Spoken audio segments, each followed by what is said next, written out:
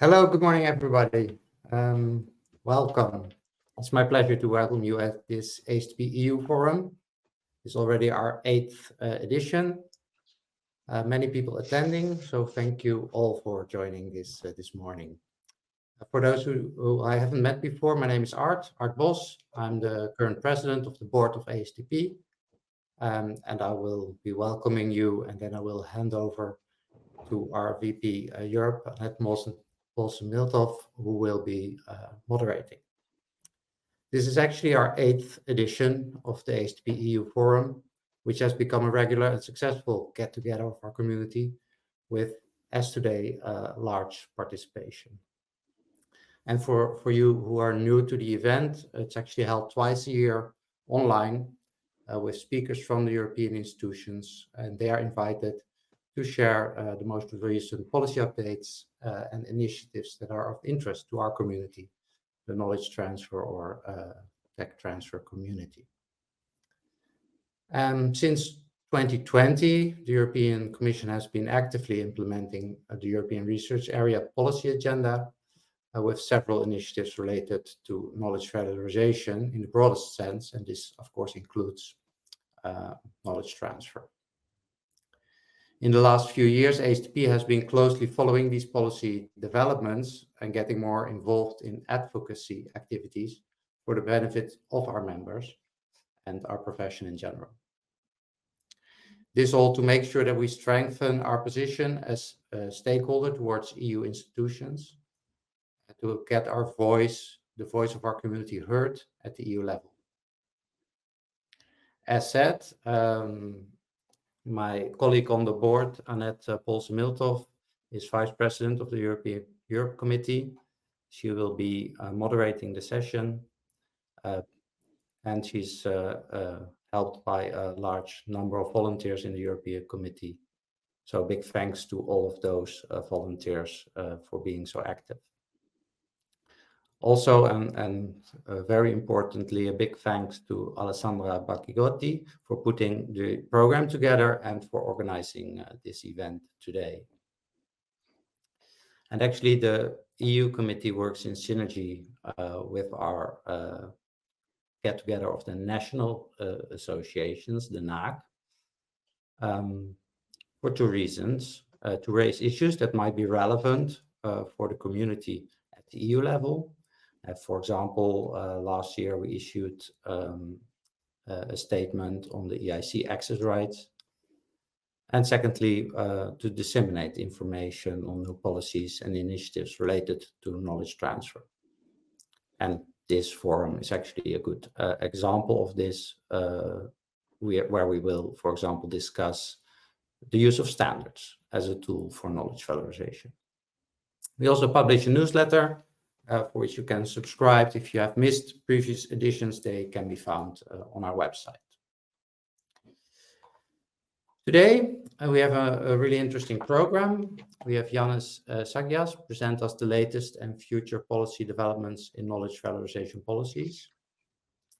But we also cover two topics which are extremely relevant in the current context and have importance to us all. In particular, we have Paul Killing from DG Connect to discuss about the digital standardization needs in support of EU policies and regulations and their implications for knowledge and technology transfer, including the AI Act.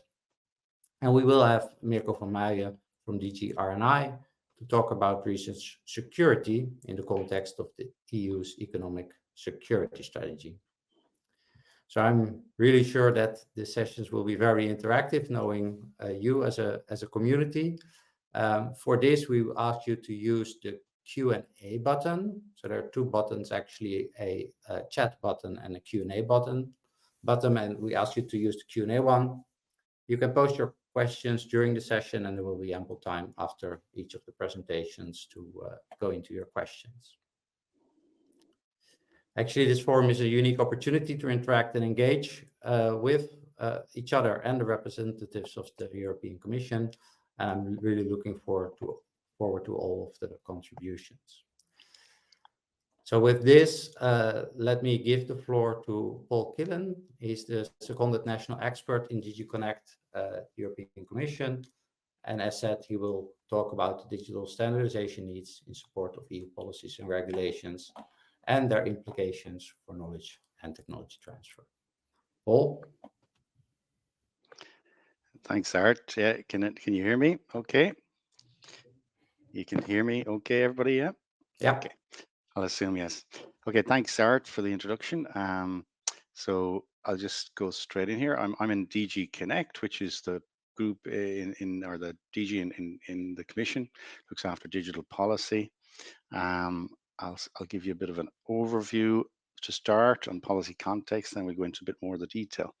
So from, I suppose, there's a new European standardization strategy was developed and published in February 2022, and you're well aware of the knowledge valorization policy and codes of practice, including one that was developed on standardization for researchers and innovators, led by our colleagues in DGRTD with inputs from ourselves and others across the Commission, and a big community, of course, to put those codes of practice together.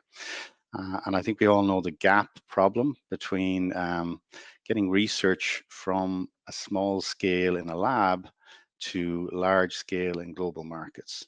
So the overall policy objective is to use standards to help bridge that gap, because standards build trust, confidence, and therefore adoption of new technologies, and help scale and get research results to the market.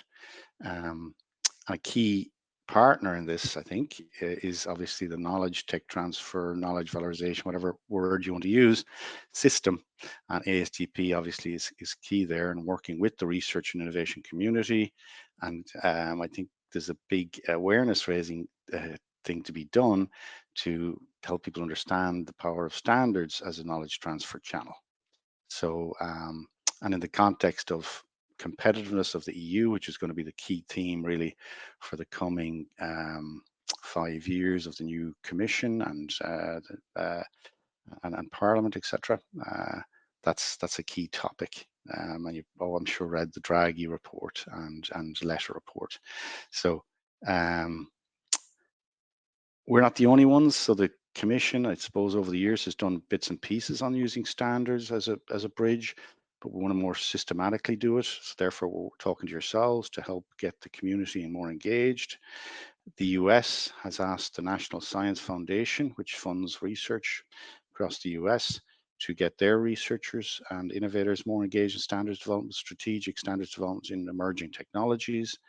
And of course, China is very much all over this game.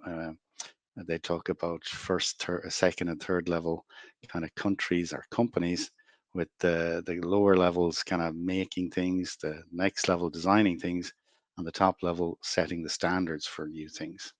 So in terms of digital policy and standards, then the base of the pyramid there, the base of the foundation, is that increased EU competitiveness and promoting EU values. And then this is really the kind of corners of what we're trying to do from a DG Connect perspective with colleagues, of course, across the Commission and yourselves as external partners. The first one there at the bottom, integrate R9 standards, is a key one with yourselves to systematically integrate the two more than they currently are in Europe and the tech transfer system. And then we also use standards to implement regulations, which we'll talk about. Yeah, the AI regulation, but there's many more, like the Cyber Resilience Act, the Data Act, etc., etc. All of them are using standards to implement the regulations, which I'll explain to you a little bit. And then standards supporting EU policies on the right there. That's things like quantum. We want to be ahead of the game on quantum, so setting the standards for quantum technologies, etc. And then the international piece, taking European ideas, European research outputs, and helping set international standards for those various topic areas.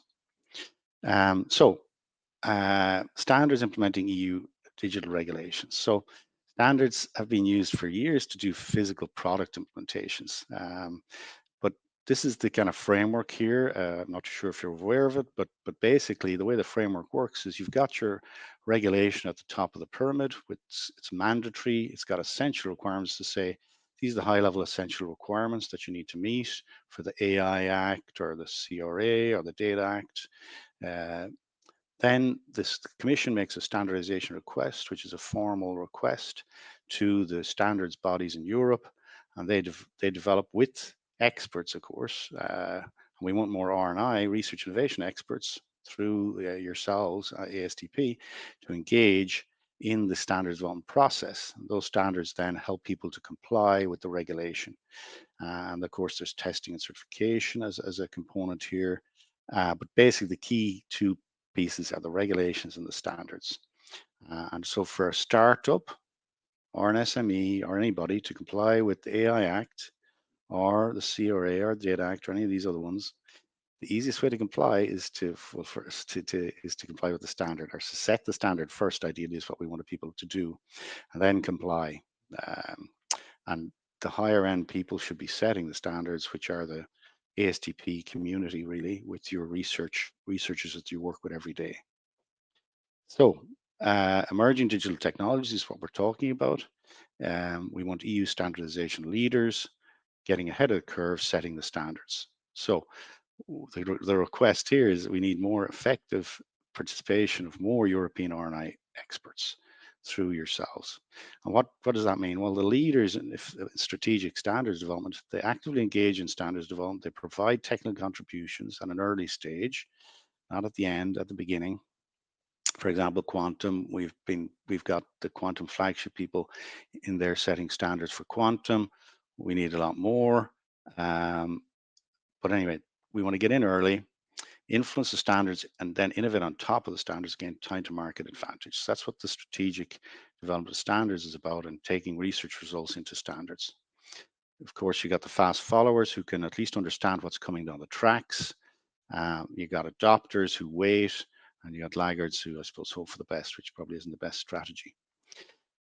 So it's really, the partnership here with ASTP, and I think there's a lot of work to be done, as you know yourselves, in trying to make people aware of this and turn the big ship, I suppose, of the tech transfer system that very well knows IP and licensing and spinouts, but probably isn't so aware of the power of standards as a knowledge transfer channel. And I know you talk the language of IP in a very simple way. I mean, if we talk about patents, you can have patents inside a standard called standard essential patents and make lots of money from licensing of that, like the Fraunhofers of the world do, or you can have IP on top of standards, or both. Yeah. For the spin-out startups and SMEs, it's potentially typically more on top. Yeah. Innovate on top, help set the standards, and then position yourself on top of those standards. But if you're a big R&D center, which ASTP obviously has a lot of researchers and innovators that you work with in bigger university R&D centers or the Fraunhofer RTO type centers, they can and should be putting their patents into standards for future technologies like 6G or IoT and these kind of technologies. And again, partnership and getting awareness out there on this, because I know there's a couple of people who get this, and a lot more need to understand it, and kind of, so I try to make it simple. Hopefully that picture is simple, and we've lots of examples that we can share with you about real video clips, 3-minute video clips of some people who've done this, saying how they did it. Okay, so where do you go to find out what we need? We've got a rolling plan, which is like a roadmap, really, of EU standardization needs supporting digital policy priorities. And I said digital in brackets there because it's policy priorities broader than just digital, because obviously digital goes across every area, right? So for example, AI isn't just technology, it's also ethics, it's also privacy, et cetera, So down in the yellow box here, I say, okay, we need participation of more European R&I experts via ASTP, STEM people, yeah, science, technology, engineering, maths, but also the humanities, social science people.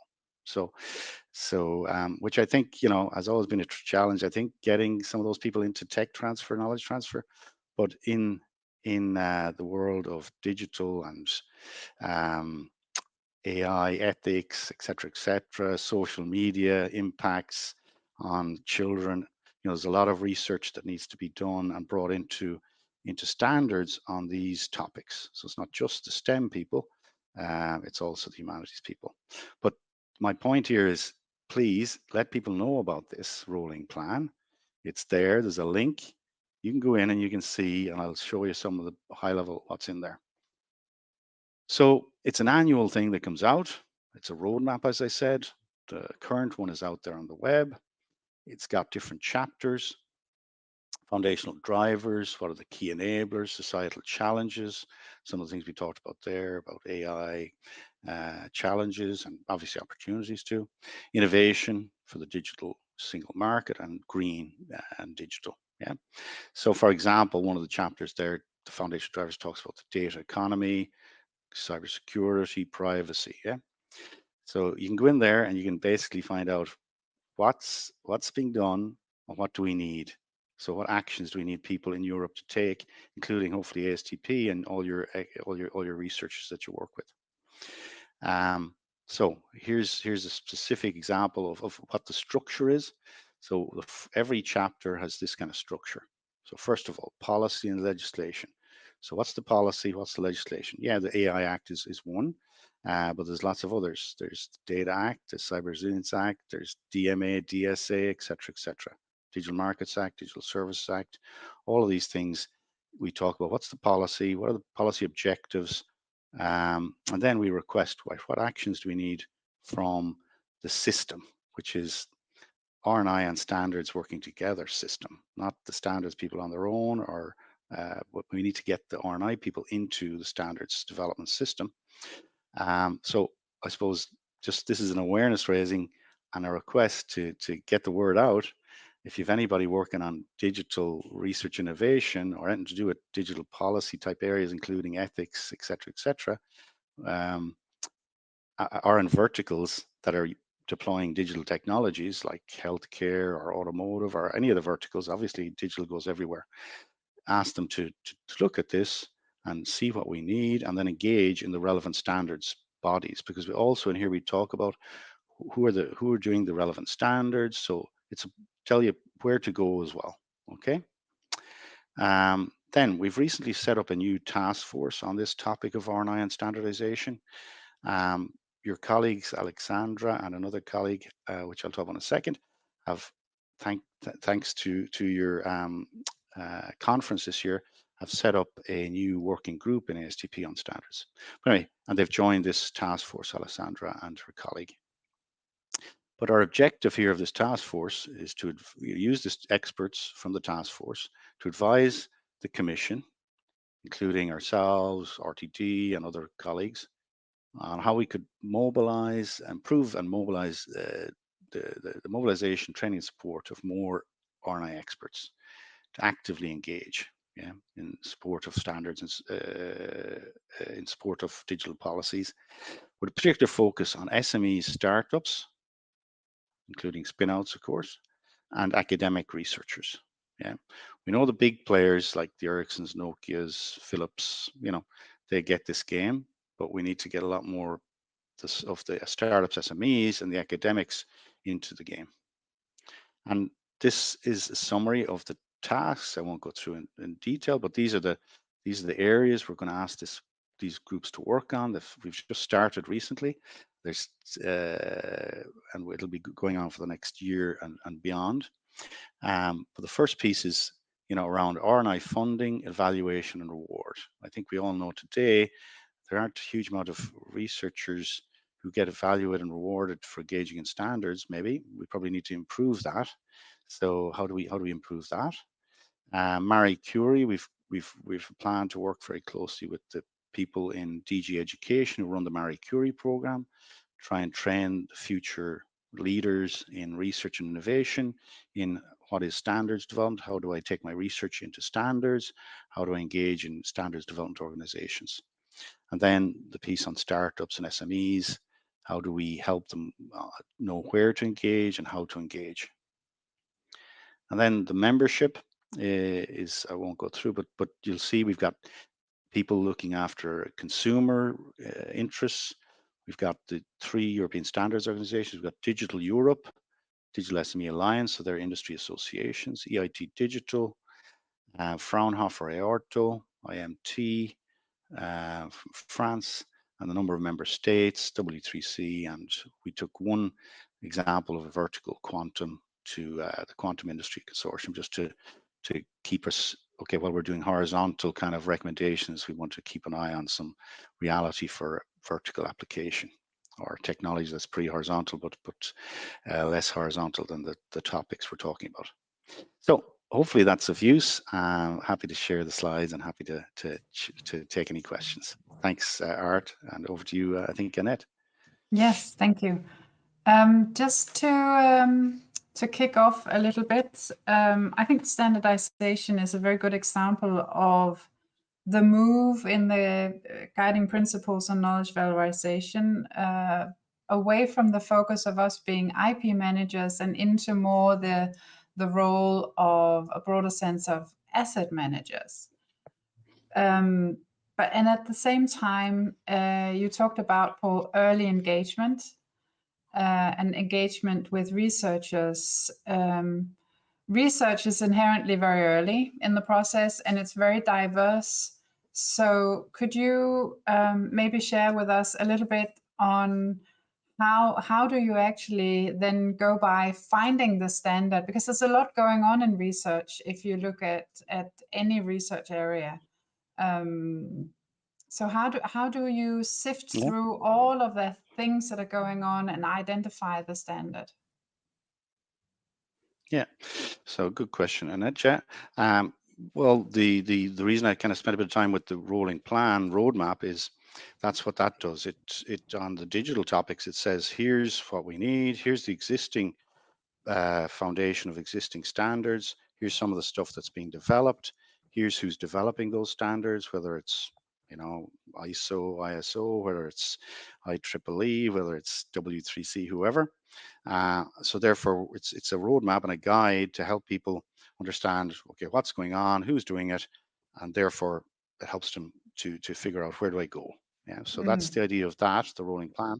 And then more generally, yeah, I think the first slide I think I showed with the gap, the first thing anybody needs to do before they start really researching is understanding what exists currently. Yeah, and I think obviously the researchers are well used to doing landscape analysis of okay, what's the scientific research out there to date, what's maybe some IP out there to date, but typically a lot of them don't look at what's the standards out there to date. Yeah, there's usually something. I mean, we all think we're inventing the wheel in the new Higgs boson or whatever, but doesn't happen too often, does it? So usually there's something relevant out there, and so the first thing is to understand what's existing in standardization. And then how do I take, knowing that, we're not trying to constrain research, no, just understand what's out there, then do your research, do great innovation, great research, and then potentially take that into either updating an existing standard or creating a new standard if one doesn't exist. So for quantum, for example, you know, we've worked for the last few years with the quantum flagship through the Commission and through the European standards bodies.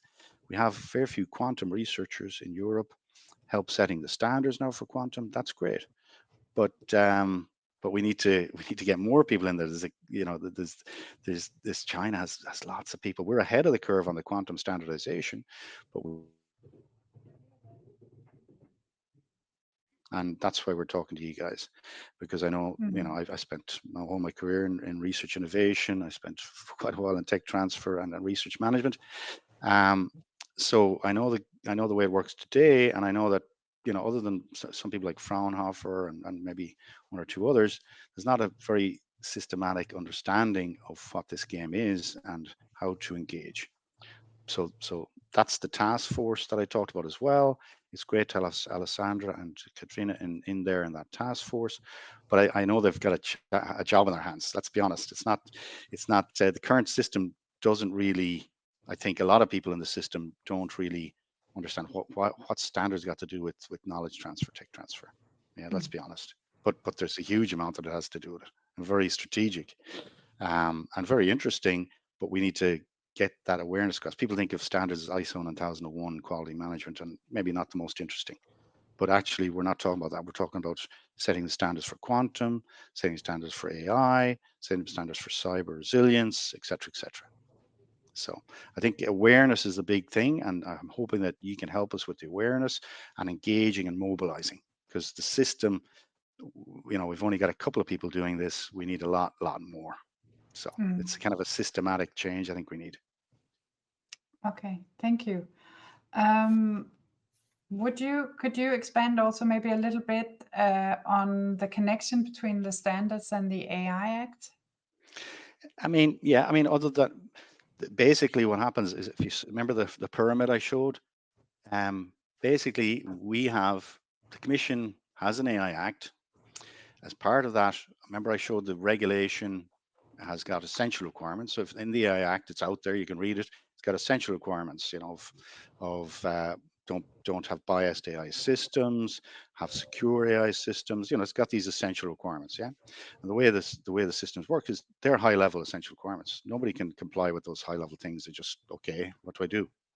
So what the Commission does is puts this standardization request, which we've done, it's already been done, out to the standards bodies. And now the standards bodies are looking for people, right, to engage in standards development, where the standards will fill out the detail. So the regs are high-level essential requirements. The standards are developed with the best state-of-the-art knowledge, okay? And we need the researchers to develop those standards. So that's how the system works for AI, for cyber resilience, for Data Act. How are people going to comply with the AI Act? They've two choices. One is they have a look at the regulation and say, how do I comply with that? It's not easy to know, but the way it is designed is that they read the standard, or develop the standard ideally, because we want them developing the standard and being ahead of the curve, as I said in one of the slides. But for the minimum is you need to let people aware that these things are coming down the track. So the minimum is awareness on the framework that I talked about. That's the minimum. But obviously what we're looking for, remember the slide I showed about the curve, the technology adoption curve, we need the people in setting the standards. So at the moment, to be honest with you, we've a lot of US and Chinese people in setting standards for the AI Act. Also on behalf of the European AI Act? So well, there on is behalf only of one us, AI Act, more or yeah. less? Okay. Well, so we need more Europeans, I suppose. Is this the kind of summary? More European RDI system people in setting those standards. Quantum is a good example. As I said, we've got some TNO people. We've got some other researchers from academia in setting some of the standards. But yeah, I think, you know, and that's why I said about the NSF, you know, our system in Europe, we're not there at all at the game in terms of the system, in terms of tech transfer system. That's why, in fairness to RTD, they did the two first codes. One was IP, but I think everybody knows IP and tech transfer system for the last 20 years. That's fine. The new one is standards. You know, people don't get it, and we need to get that message out there. Yeah. We have a question. What is the position regarding open standards? Yeah, well, I suppose when you say open standards, people have different thinking what that means. So the way I look at it is you've got the standard system developing a standard. How open is that? And so that's very open. So any researcher, innovator, tech transfer person can join their standards body very easily. Some of them have some fees, some of them are free. So, but it's open access. Yeah. So the process of getting in, helping develop a standard, which is a group of people basically sharing best thoughts and writing down here's the best practice. It's basically that's the process. Yeah. So that's an open process, and then the output can be open. They're all, you know, because it has to be open if it's an open standard, the output. But sometimes you have to pay a copyright fee. So maybe 50 euro, 100 euro to download the standard, because somebody has to pay for the system. Yeah. So some standards development organizations, people have to pay to buy the standard, or if you're in a university, typically the library, which a lot of researchers don't realize, have access to a standards database. Yeah. So you can get them for free typically if you're in a university or connected to a university. So that's that. Yeah. Then on terms of open, in terms of patents, well, yes, if there's a patent inside this, if you've got like for 5G, 4G, 6G coming up, if you have a standard essential patent, which is a patent that is essential to standard, meaning if I implement this standard, I'm going to violate, I'm going to infringe on the patent, then it's you get open access, all right, but you know, somebody might ask you to pay. So the reason Ericsson, Nokia, Qualcomm, and these people spend a lot of time on developing standards for 5G, 6G is, yes, that's what I talked about, the SEPs, standard essential patents. They have their R&D, they get their patent, and if it's a standard essential patent and you implement 5G or 6G or 4G or whatever, you need to take a license, but it's a license under FRAND terms, fair, reasonable, non-discriminatory, and we could talk a whole day about what that means. But anyway, that's the process. Yeah, so it's open access, but sometimes if there's a patent inside, you have to pay for royalty, but most times there isn't. I mean, okay, in the telecoms and IoT now, as telecoms and connectivity goes everywhere, there's that question about how open is open. Yeah, but in general, the vast majority of standards, there's no patents inside. Sometimes you have copyright, sometimes you don't have copyright. So some standards are totally free. You know, so it depends what, you know, how open is open. Yeah.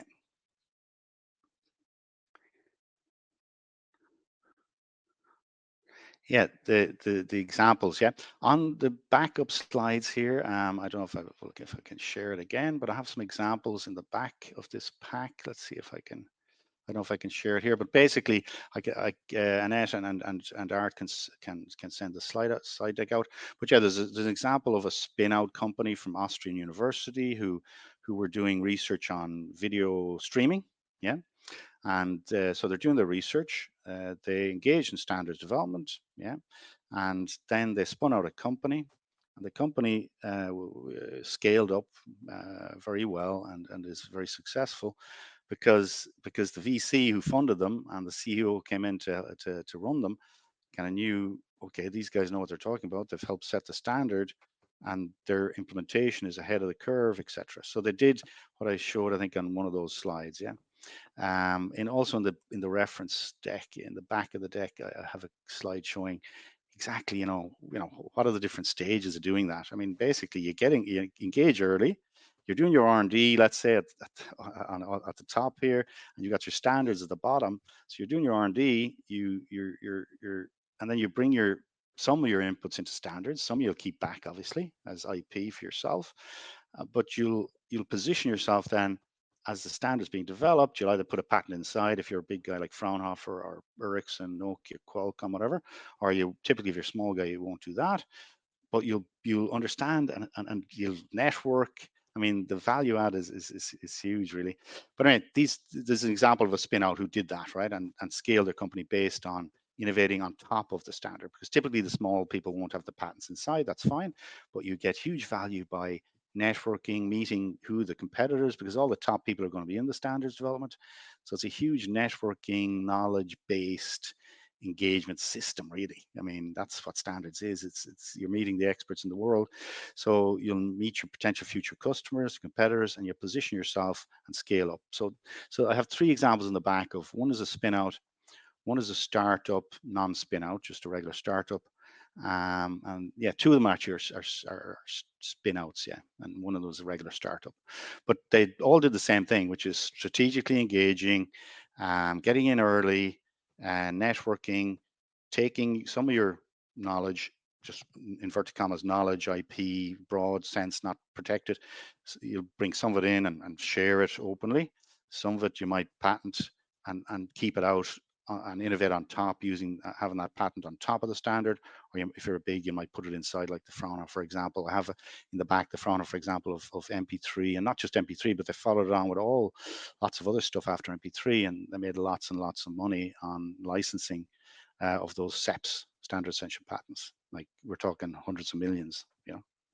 So that's what we want at a strategic level for Europe. For example, 6G. You know, we want European technology in there.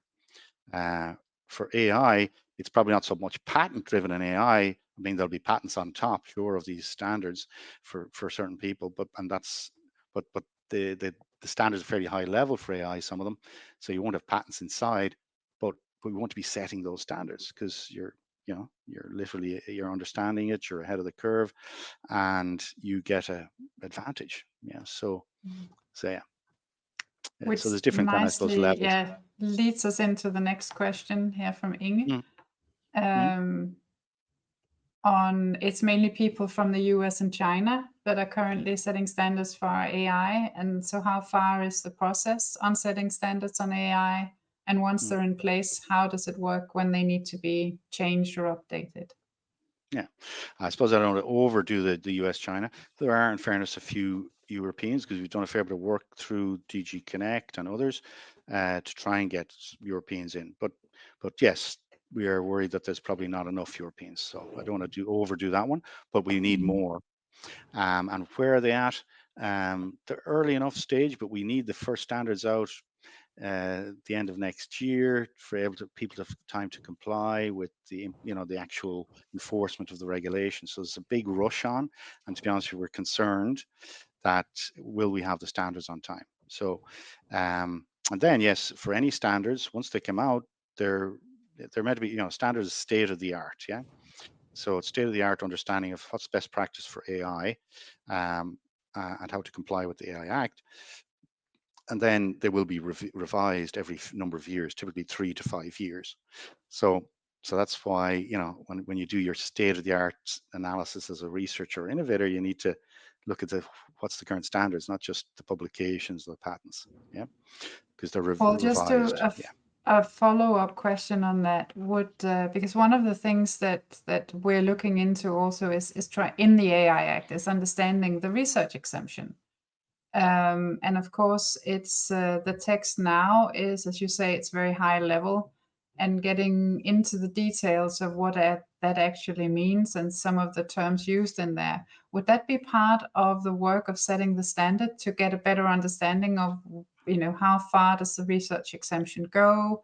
How one very practical example is when you do if you do clinical trials in a patient setting, is that within, is that without, outside of it? Would that be part of setting the standards, understanding the research exemption, or is that something else? Yeah, the understanding of the research exemption, probably better to talk to the people, who specifically writing the AI Act and maybe who wrote it, maybe. Or I'm not that's why when we change of horses here a bit in the last minute, if you want to really get into the nitty gritty of the research piece of the AI Act, probably RTD colleagues like Yanis here maybe, and or the people in a directorate in Connect who wrote the AI Act, But so I wouldn't have the specifics on that, to be honest with you. But we can introduce you to between Yanis, myself, we could figure out who to talk to on that. But yeah, I don't know the details about the research exemption, for example. It's absolutely fine. Paul, can I also ask you a question? So you mentioned the importance indeed of social sciences, humanities, and the arts, specifically with respect to digital and then AI, to get involved in this standard setting. And I fully agree. Also, you mentioned some of the knowledge transfer officers have been more active than others. I think that probably also has to do with the history of the office, the size of such an office. So what can we do to both incentivize knowledge transfer offices, but maybe more importantly, what can the knowledge transfer offices do in terms of convincing the researchers to get involved? So are there examples how researchers benefit from being involved in such standard setting? And then preferably some examples of researchers in the social science, humanities, and the arts domain. Because for me, I think also that's still a bit, okay, I can understand it from the more technical sides on Wi-Fi standards, 6G standards, audio, indeed all those examples. But are there good examples from SHAPE? I think there are.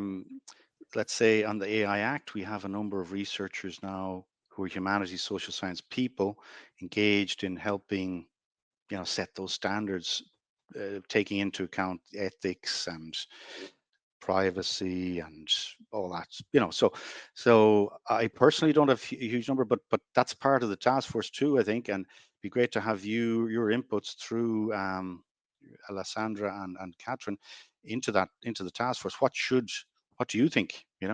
How could the tech transfer system do X, Y, Z, or how could the commission help with X, Y, Z?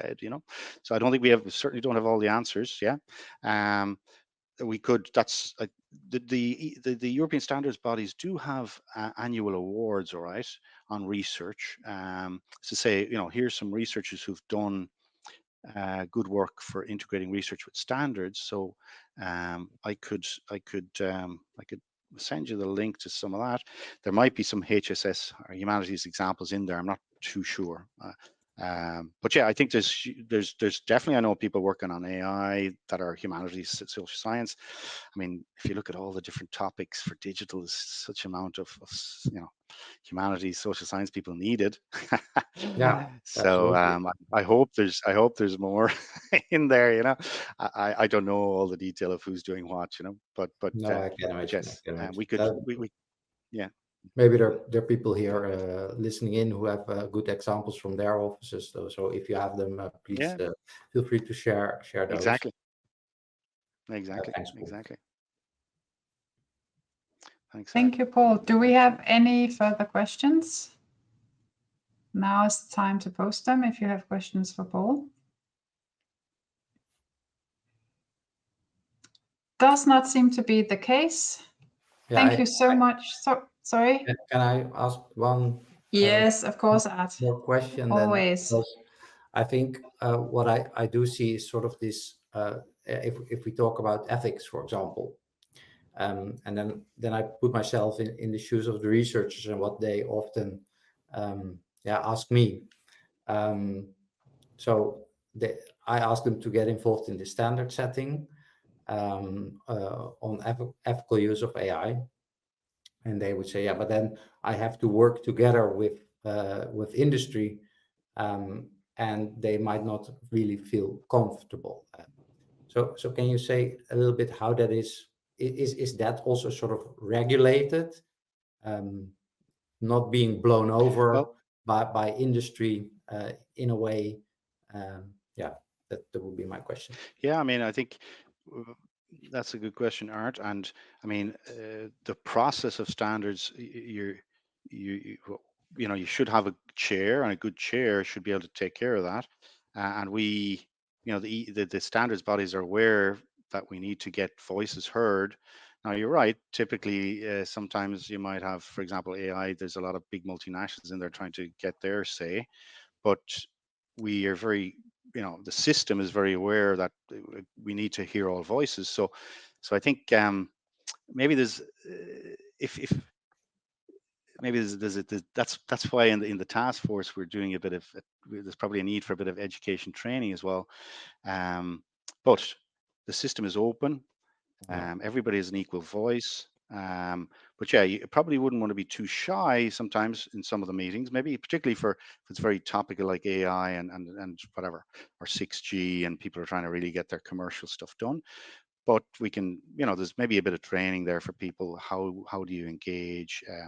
But it's totally an open process, and everybody's equal voice. So there maybe is a bit there about how do you maybe help people not feel intimidated. They shouldn't, because there's no reason to be, but yeah. I think you make a good point, Art. Yeah. Thank you. Okay. And thank you very much, Paul, for joining us. I'll just sharing. sit in the Thank you so much. Thank you. Thanks, guys. Okay. And welcome to Mirko Vermeulen, who is here to talk about research security in the context of the EU economic security strategy. And Mirko is a policy officer with the unit F2 within the DG Research and Innovation. And I will hand over to you, Mirko. Thank you very much, and good morning. think you can hear me, you can see me, no? Yeah? Yes. Technically. Yep. Okay, very good. Indeed, I'm working at DG Research and Innovation of the European Commission, and I work in the unit dealing with international cooperation. And when we say international cooperation in the European Commission, we mean with non-EU countries. So my colleagues are, for instance, country desks China, country desk US, or country desk what have you. I don't have a country. I do horizontal issues, notably the research security. Maybe I should also add that I'm a so-called seconded national expert, which means that I'm seconded from the Netherlands, where I work for the Ministry of Education, Culture and Science, also on the same topic. So it's called knowledge security. Subtle difference, but it's the same topic. I'm really glad to be able to address you today, an audience of technology and knowledge transfer professionals. As you will see in my presentation, technology transfer is really key when it comes to research security. But before that, so let's go for the next technical hurdle that I have to jump over to this morning. Share the screen. Window, presentation, share, and we go to the mode. There we are now. Yeah. Excellent. So far, so good.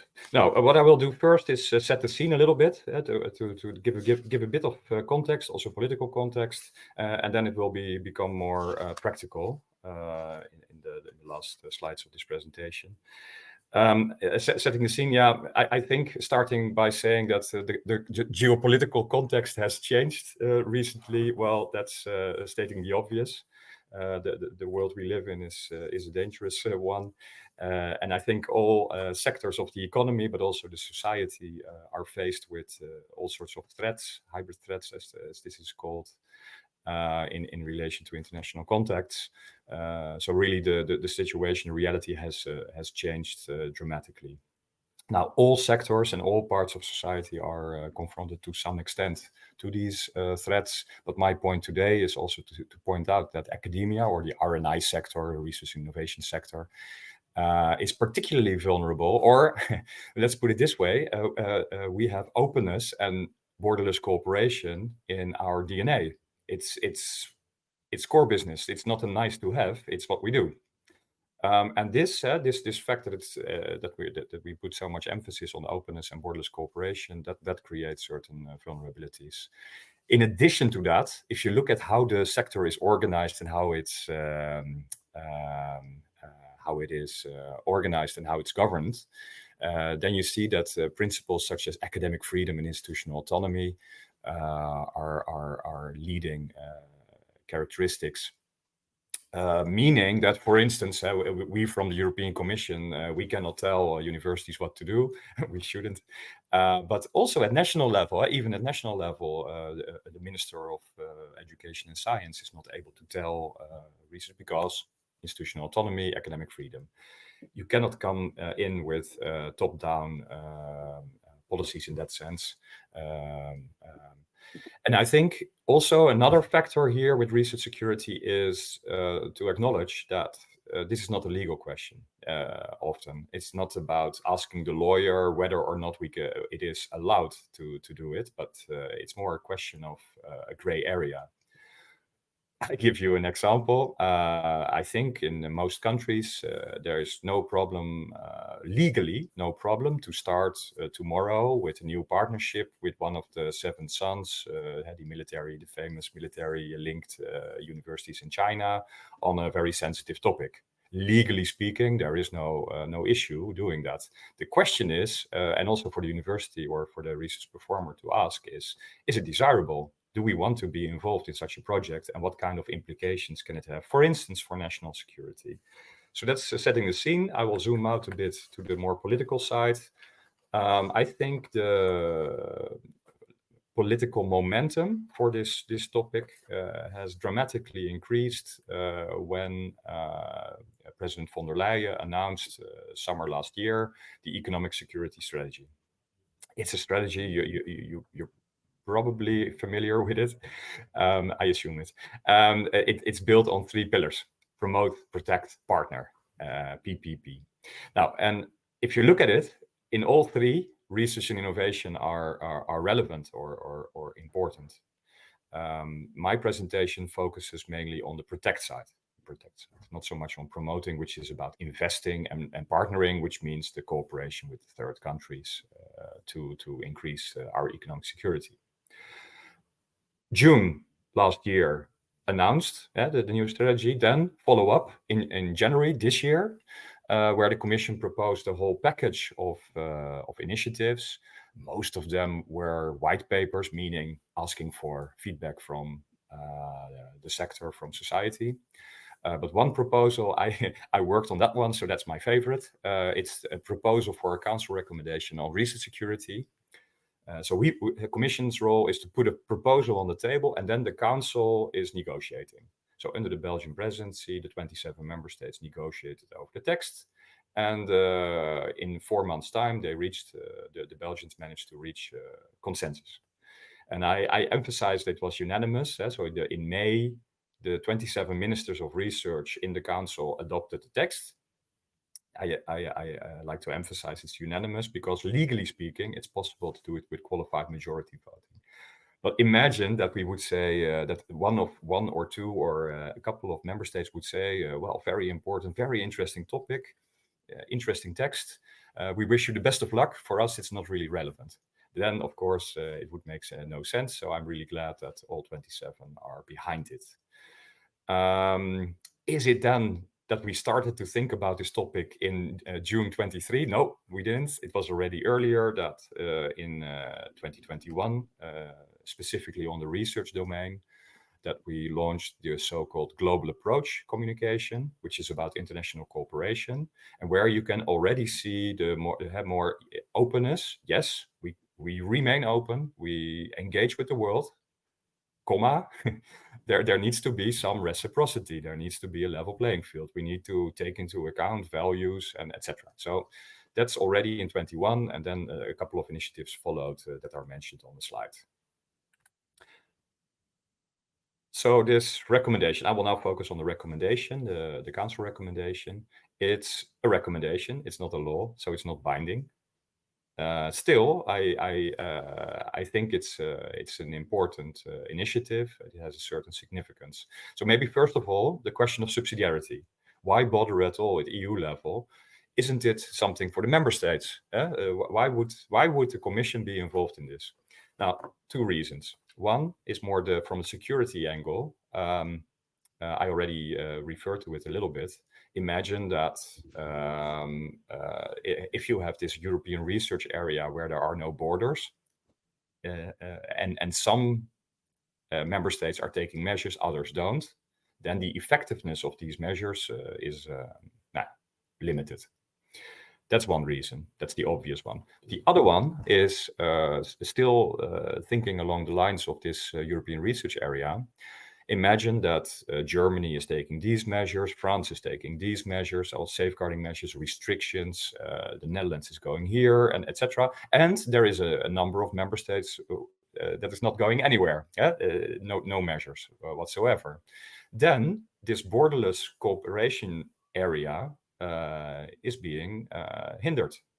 This creates barriers for researchers to work together. So the integrity, conclusion, the integrity of the European research area is at stake. And I think it's still early days, relatively early days. Many member states are still developing their policies. So this is the right moment for the European Commission to step forward and to say, okay, this might be a way forward. What we have with the recommendation is politically significant because it's a reference point. We now share an understanding of the situation. We share a problem definition, so to say. We share also a couple of concepts, definitions. I will present 2 of them later. And a couple of principles. And there's a list of recommendations of things you can actually do. So that's already very good to have as a reference point among each other from one member state to the next, but also internally in national level for the national government to engage with the sector. You can use this text as a reference point. Last but not least, it gives a political mandate to the Commission to follow up and take action. Now, I started my presentation by saying that our sector is special. We have some special characteristics which distinguishes us from other sectors. You cannot simply copy-paste the approach you use in this energy sector or the transport sector, or no, you have to come up with something tailor-made. That's the first conclusion, maybe, for defining a European approach to research security. Given the emphasis on institutional autonomy, academic freedom, it makes sense to build your approach on self-governance by the sector. With academic freedom comes academic responsibility. Now, if you say this, when you present this to an audience of universities, they tend to, my experience, they tend to agree. Yes, I see we have a responsibility, of course. Yeah. Comma, but we need help from the government. We cannot do it without the government. For instance, because imagine we are about to enter into a new partnership with an international partner. And before doing that, before taking this decision, we are balancing the risks, the opportunities and the risks. But we can only take into account the risks that we are aware of. If you, as a government, are aware of other risks, for instance, through your intelligence agency, and you don't share it with us, we cannot take it into account. So this is very simple, very practical. How are you going to organize this? Sometimes, often, this kind of information is classified, not openly, and it's not on the website. And so you need to find a way, and member states are actually increasing number of member states is actually taking steps here to find a way to share information about risks and threats with the academic sector in some way or the other. And also, of course, to inform them, to give guidance. What do you mean when you say risk assessment? What do you mean when you ask for due diligence? And provide support. And we also defined in the recommendation a couple of principles that should be taken into account when taking measures. I gave an example because it sounds maybe self-evident, but non-discrimination. As a principle, we take the country-agnostic approach. We're not singling out specific countries, although there are a couple of countries that are immediately coming to mind. It's still important not to say this policy is targeting. Let's give the example again of Chinese. If we are making policies targeting this nationality, then it's of course discrimination, and you're also stigmatizing everyone who is Chinese, who has a background in China, whatever. So you see the problem, huh? It's this. On the one hand, you want to be risk-based, focus on where the risk is high. On the other hand, you need to remain country agnostic. Now, you see all sorts of interesting discussions. I don't have the time to. I just show you here, because here you see it's a broad concept, research security. And the first one I think is immediately you will immediately see this is relevant to you, to your work. It's the undesirable transfer of critical knowledge and technology. But then with this in mind, keeping in mind let's say the national security, for instance, so that if this knowledge is then used in the other country, in the third country, for their military, and this other country is not one of our partners. So that's the undesirable, because if you say undesirable, what do you mean with undesirable? You need to define it. Now, undesirable is when your research is used, for instance, for military purposes or intelligence purposes in a third country. And you could have known this if only you had done your due diligence a bit better. Malign influence, I just mentioned it. It's like this interference where you would see that certain research topics, you better not touch upon them. They're sensitive, and if you touch upon them, you lose your funding from abroad.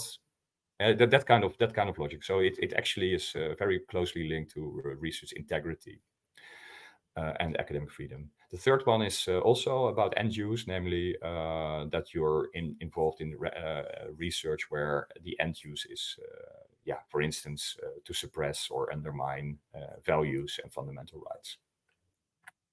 I move on. This I show very quickly to show you what is risk appraisal, what is risk assessment. Now, I think the most important element here and I will share the slides afterwards, is to see that it's always a combination of factors. What is your own position? If you're the world leader in this topic, it's one of your crown jewels. Then what topic is it? How sensitive is the topic? Now, you have these lists, so many of these lists where you have critical technologies. Also, the Commission has proposed a list with AI and quantum and all these topics that you expect on this list. That's the research domain. Then, third element, what kind of country is your partner based in? Is academic freedom existing in this country? Is there any rule of law? Is there that kind of questions? And then the third one, what is the profile of your partner? Is it linked to the military, or is it what do you know about it? Or also very suspicious, there's nothing to find on the internet about your partner, then this may raise other issues. That's risk appraisal. It's always a combination of factors. Now I go to 4 levels, and I hope I'm still doing fine in terms of time. Am I? More or less? Okay, because this is the 4 levels, the research performers, then I go to the research funding agencies, then to the national governments, and then to the European Commission. I will spend most time on this one.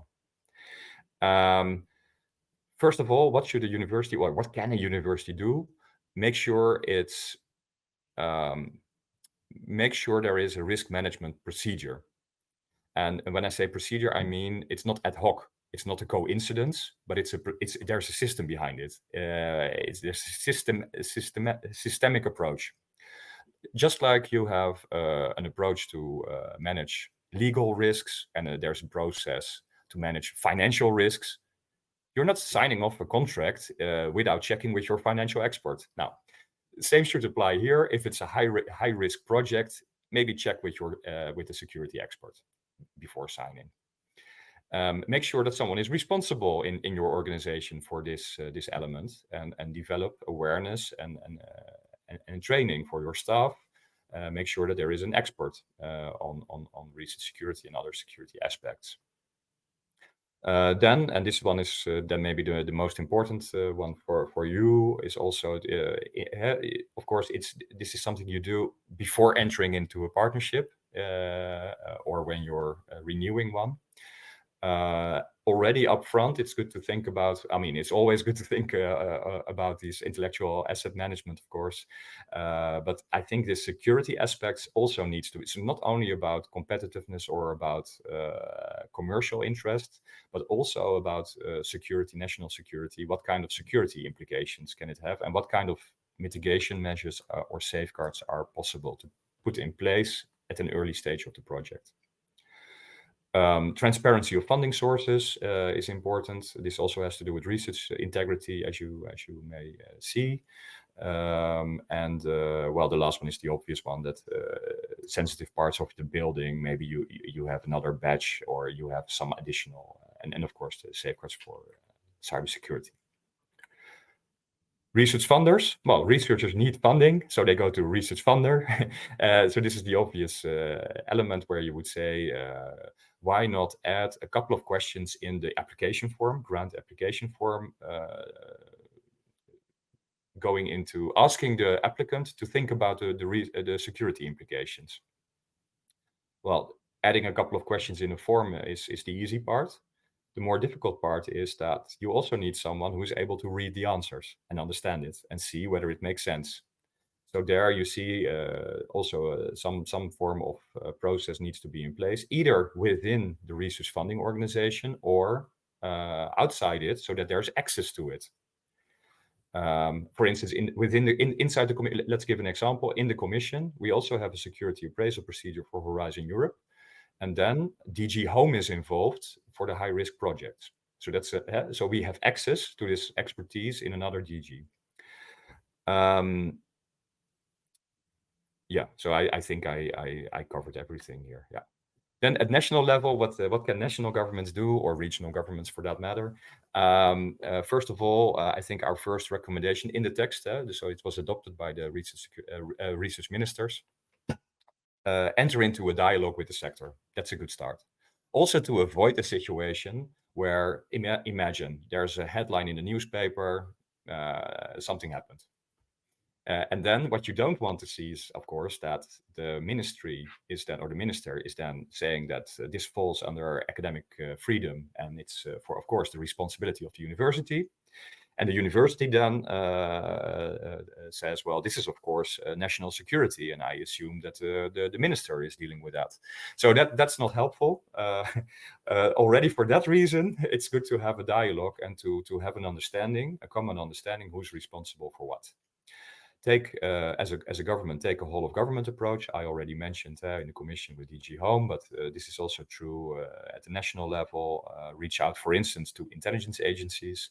This is not a contact that usually exists, so you may need to create it. And create support for the sector, information, guidance, advice. We see in some countries that there is, for instance, a national contact point where universities can turn to with questions, and also make sure that there is a threat analysis. This has to do with if you want measures to be proportionate, proportionality is essential. Then you also need to know how big the risk is. So that's the idea also about threat analysis, specific for the academic sector.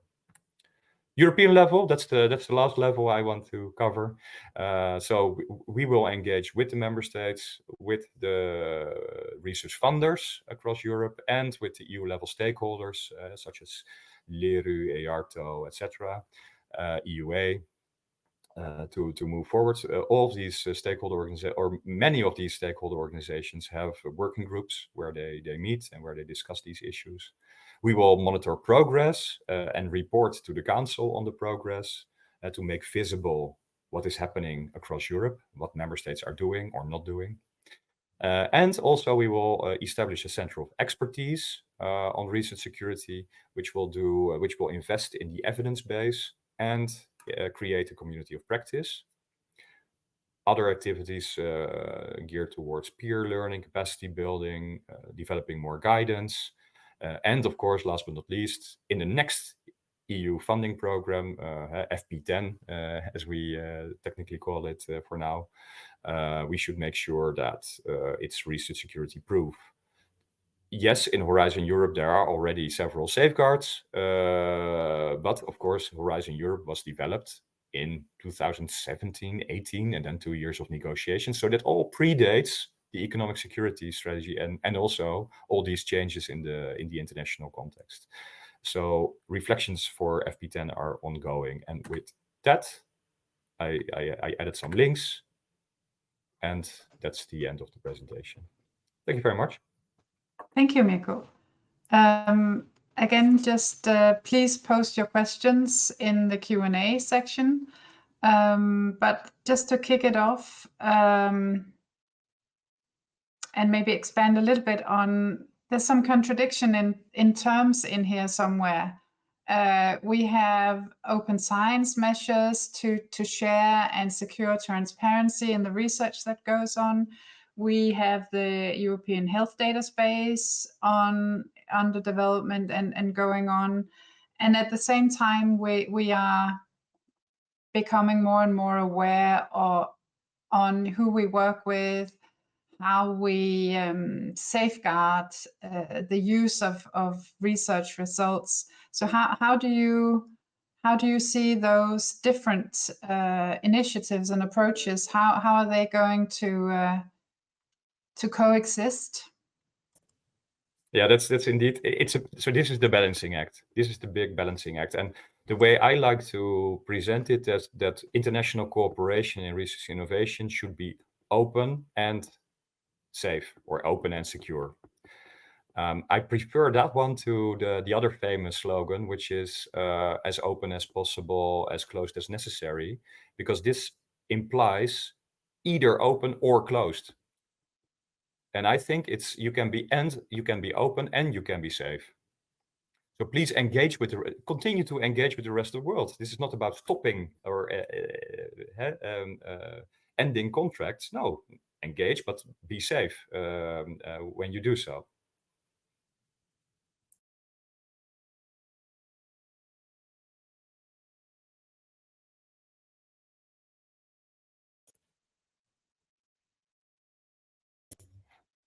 You're muted, Annette, so we don't hear you. Oh, so sorry.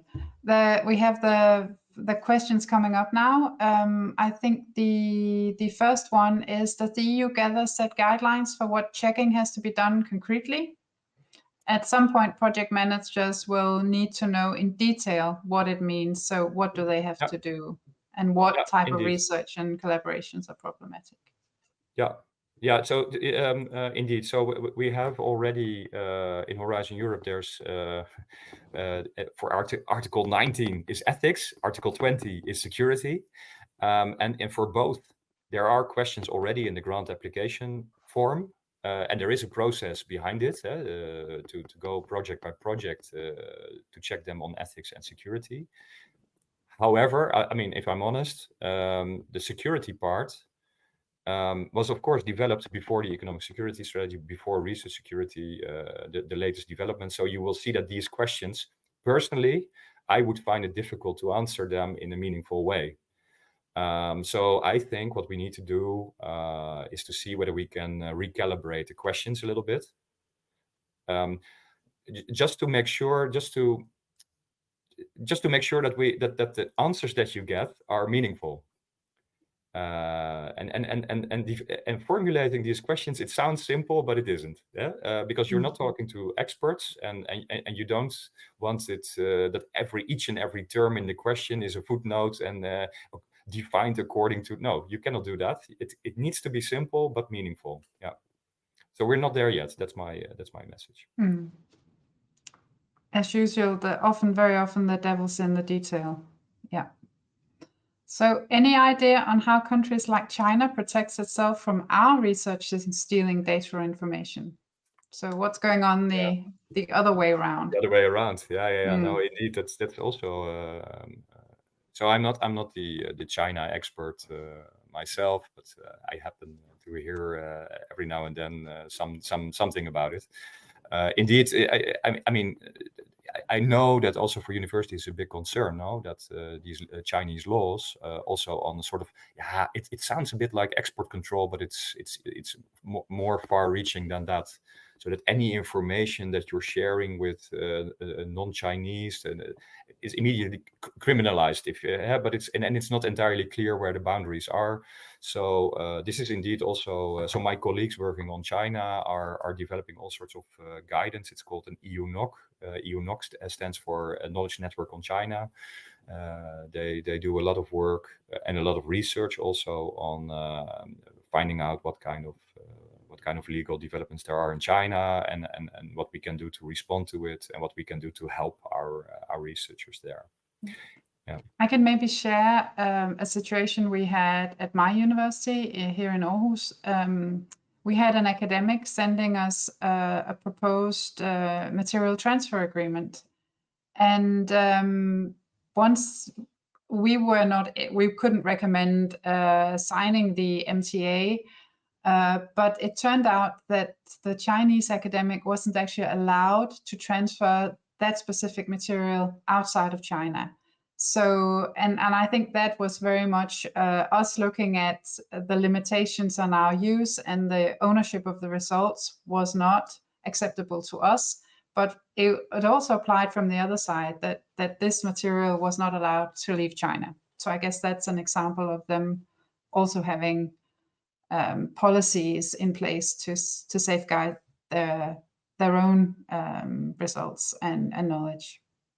So then it creates risks for both sides. It's for the European side, so to say, but also the Chinese counterpart will be very cautious because they don't want to run into trouble.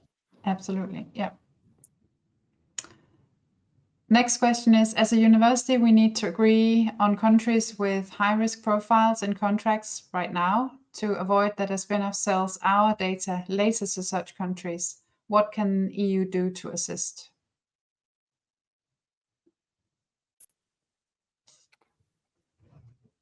good question. And I don't immediately. I also say that because I don't immediately have an answer. Well, I think first of all, also look at national level. So it's not what can your national agencies, national government, what can they do to help you, to guide you, etc. Especially, I also say this, especially when it's not in the context of an EU project, EU-funded project. Then it probably makes more sense to also see that what kind of national rules and procedures are in place, and where you have what can help you there. What we can do and what we will try to do also through this European Center of Expertise that we're establishing is to do research into this kind of issues and to see what kind of guidance documents we can come up with. And guidance documents, I'm not thinking of piles of reports, but also of, let's say, fact sheets and more practical guidance notes to see what can be done. But this is all, yeah. So my answer is a bit. I realize that it's a bit generic, but I think especially here when it comes to the closer to the market or already on the market, it's a very tricky and difficult issue, and I'm not fully familiar with it to give a concrete answer to what exactly can be done. So the next question is: a dynamic list of non-EU countries where the risk profile regarding sensitive data or technology is high would be ideal. Is this possible? Yeah, so each time when we discuss risk assessment, lists are never far away. So in each discussion over risk assessment, you will see that people will ask for a list of technologies, people will ask of a list of entities, a list of countries, and sometimes I must say, be careful what you wish for, because if indeed from governments and the EU level maybe, if we would come up with lists, what does it mean? I mean, it will create a new reality. It will define which topics you can cooperate with which partner, predefined, top down. And I would say, so on the one hand, I see that it's more that it's easier to implement if you have a list. But there's a lot of issues. And also this, for instance, from the intelligence or from the security side, experts will say it creates. They're not necessarily a fan of lists because it creates a false sense of security. It's not on the list. We're safe. Whereas what you want is that really at the project level, those involved think for themselves. Not simply going to the lawyer or the legal expert saying, okay, can we get away with this? Okay, let's go. No, you want it to be case by case, taking into account the different factors and then deciding that this can. And also these lists, for instance, with I already mentioned one. If you single out one or two countries or maybe four, I think in the US there's this list of countries of concern. You can imagine which one: China, Russia, North Korea, Iran, countries of concern. So it is possible to do it, but what does it mean? What does it mean? Are we then from the government side, from the EU side, are we then saying that you should not work together with China? Is that the signal we're sending? That's. Yeah, I can see in the Q&A section that there's a list already for countries published by the Dutch intelligence service. So that's one place to look, certainly from the Dutch point of view. Yep. Yeah. So Oh no, please. So if you do your risk assessment and the person who's engaging in that, we should make it as easy as possible. I still agreed to that. My only remark is, should it really be a list from the government establishing which countries? Maybe what we can always do, and what we also do in on my last slide, or there's links, and one of the links goes to risk appraisal fact sheet. And what we say under the risk profile of a country, please have a look at the Academic Freedom Index. please have a look at the democracy index or rule of law. You can have these lists that give you an idea of the situation in the country. So yeah, so that's not us making a list, but more referring to other lists. Yeah. Yeah, and we have a question from Alessandra. Can you please elaborate more on dual use of technologies as part of the research security strategy? Yeah. Yeah, so here there's also a discussion in the same package of January. There was also a white paper on dual use research, but then that was the promote side. So it's investing in technologies that can also be used for military purposes. So that's a different discussion. The part, and it's these two discussions go, you know, they're a bit intertwined. So I'm focusing more on the protect side, where and therefore I would answer it more in line with the dual use regulation. I think there is a lot of overlap between the two discussions. So dual use regulation is of course a law, so it's binding. And everyone, including universities, needs to comply. So it's a compliance issue. You must comply. And same goes for sanctions. For instance, the sanctions that apply, you need to comply with these regulations. However, I think so. I think both efforts go in the same direction. If for instance, if you have these for risk assessment, one of the questions that you could ask is, of course, is the topic, is it mentioned in the dual use regulation? If it is, yeah, then you need to ask for a license or for a permit to export it. So I think these two efforts go in the same direction, and we should work closely together. That's dual use in the export control regulation. Yeah. Yeah. Yeah. No. So the export control and research security. That's the two. So export control is for the Commission. That's DG Trade, and research security. That's us, DG Research. And I think at national level, you also will see that, for instance, a Ministry of Foreign Affairs or a Ministry of Trade is responsible for export control. And so it's a close collaboration needs to be established between these two parts of government. It's overlapping, but it's not entirely the same. Yeah. Yeah. A question as to will there be more detailed guidance? I think already I've seen this question already. No. I think I can give another answer. No, yeah. So indeed, we need more guidance. So the way I answered it is also that I think that the questions that are currently in the template in the form, they need to be recalibrated a bit and indeed better explained. So if you now look into, there is already guidance on security issues, but it's defined entirely in terms of classified information that needs to be protected. And that's a very specific way of looking at it. If a research project is sensitive, then the outcome of the project may need to be classified. And if it is classified, it means that only people with a security clearance can have access to it. So that kind of, so it's a completely, the aim is maybe the same, but the solution that they propose is slightly different. Yeah. It's quite drastic. It's quite a drastic. It is. That's very drastic, yeah. And it's maybe very, we can be more proportionate. Yeah, new and unusual, and I think to the research community to be thinking about this. There you go. And I think also for us in the knowledge transfer industry, let's call it that, or us as professionals, just thinking about an IP strategy for something like this, a research result coming out.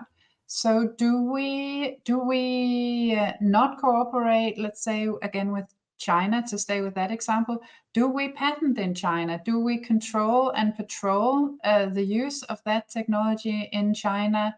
Is that even, how far does the role of a university go in making sure that, because when we patent, of course, 18 months go by and then it's made public. If we don't have the Chinese patent, then it's available to use in China. So how do we actually go by that? And then all of a sudden it also becomes, if we're not going to make it available in China, but just patrol and control the use of it,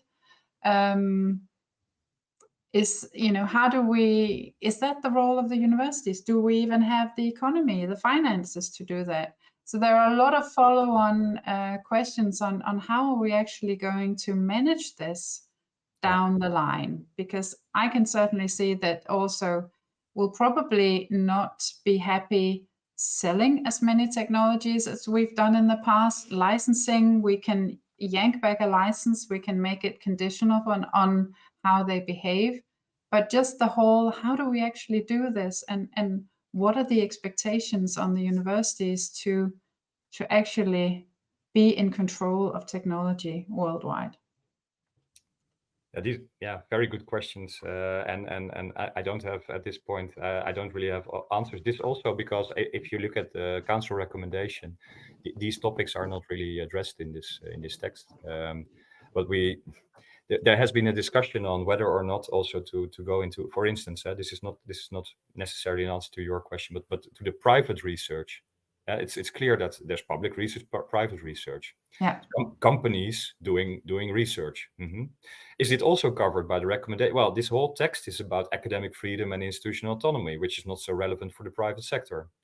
So this text is really addressing you. When you read it, you feel that this is for the academia. So what we now, as a sort of political solution, is that we need to develop guidance for the private sector. So yeah, we sort of parked it in a way, you know. This is and I think looking at other countries, for instance, in the UK, there is safeguarding innovation guidance for, and already when you go to the webpage and you see the terms, the words, the formulations used, you can see that this is for companies, this is for entrepreneurs. And I think that is still needed, and we need to develop, but also the topics you raised with patenting, and we need to develop what does this mean for, what do you recommend to, and these are important issues that we that's also why we came up with this idea of the center of expertise. There's a lot we still don't know, a lot we still need to figure out, and that you go from the first question comes the second question, comes the third. The first one is easy, that you think, oh, this is common sense. But then when you look more closely, you think, but yeah, then we also have to look into many more questions. It's the maturity of the policy area. Maybe we have to invest in it. Thank you very much, Mirko, for sharing all of this interesting and very, very relevant and very current information with us. And I think on behalf of the community that we are happy to engage further and work alongside you with this, because we as a community are some of the people, at least, who will be trying to implement this and make it happen. So thank you very much for joining us today, and thank you to the audience for all of your questions. We're on to a short break now, so we will thank you very much. Let you go and on to the break, and we will resume at 11:10. Thanks a lot. It was a pleasure. Thank you. Thank you so much. Thank you, Mirko. Okay, we are live. Thank you. Welcome back, everybody. We are ready to move on to recent developments in EU knowledge valorization policies, and to enlighten us, we welcome Yanis Sagias from who is the deputy head of Unit E2 Valorization Policies and IPR at the DG for Research and Innovation. Welcome, Yanis, and I will hand over to you.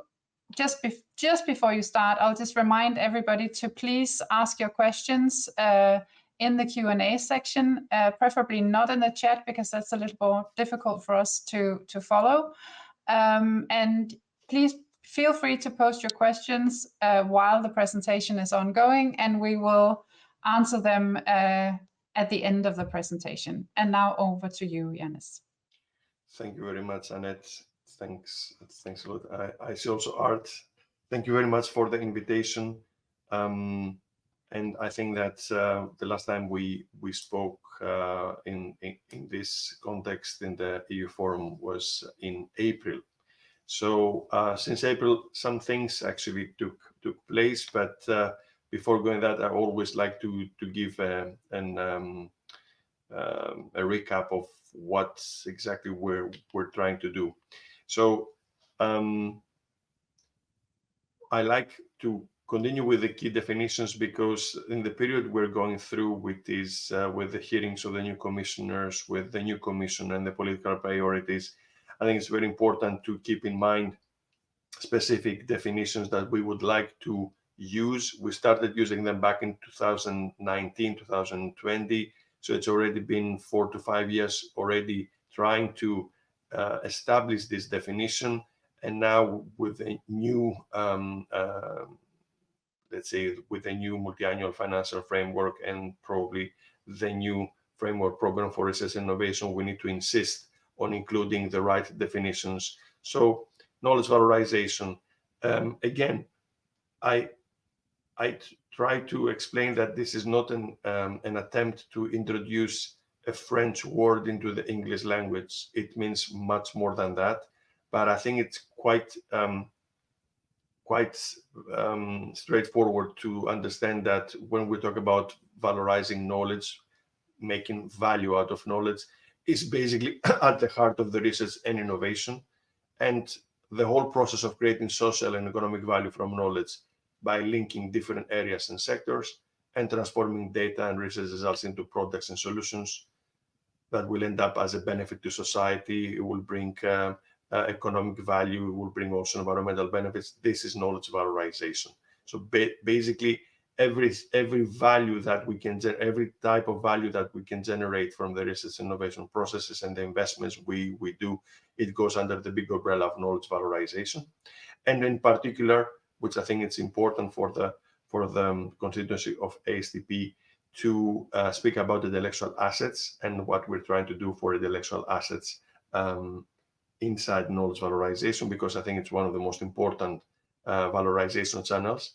So instead of speaking about property, instead of speaking about protected assets, we speak about all assets that we generate with research and innovation, and that can be legally protected and become IP rights, or not covered or not protected, and still they're valuable and they can create more value because they can be data, it can be know-how, it can be prototypes, it can be practices, it can be any kind of knowledge that we generate. So these for us is very important, because it is trying to put the things on the table on a different scale and be a bit more inclusive than it used to be in the past. Now, again, what we try to do with the knowledge valorization, I will go very quickly. Council recommendations that all member states agreed on the basic principles, guiding principles of what is knowledge valorization and how policy making can be done at national and regional levels. And we have codes of practice, so guidance documents that try to explain and show the way how these guiding principles can be put in practice.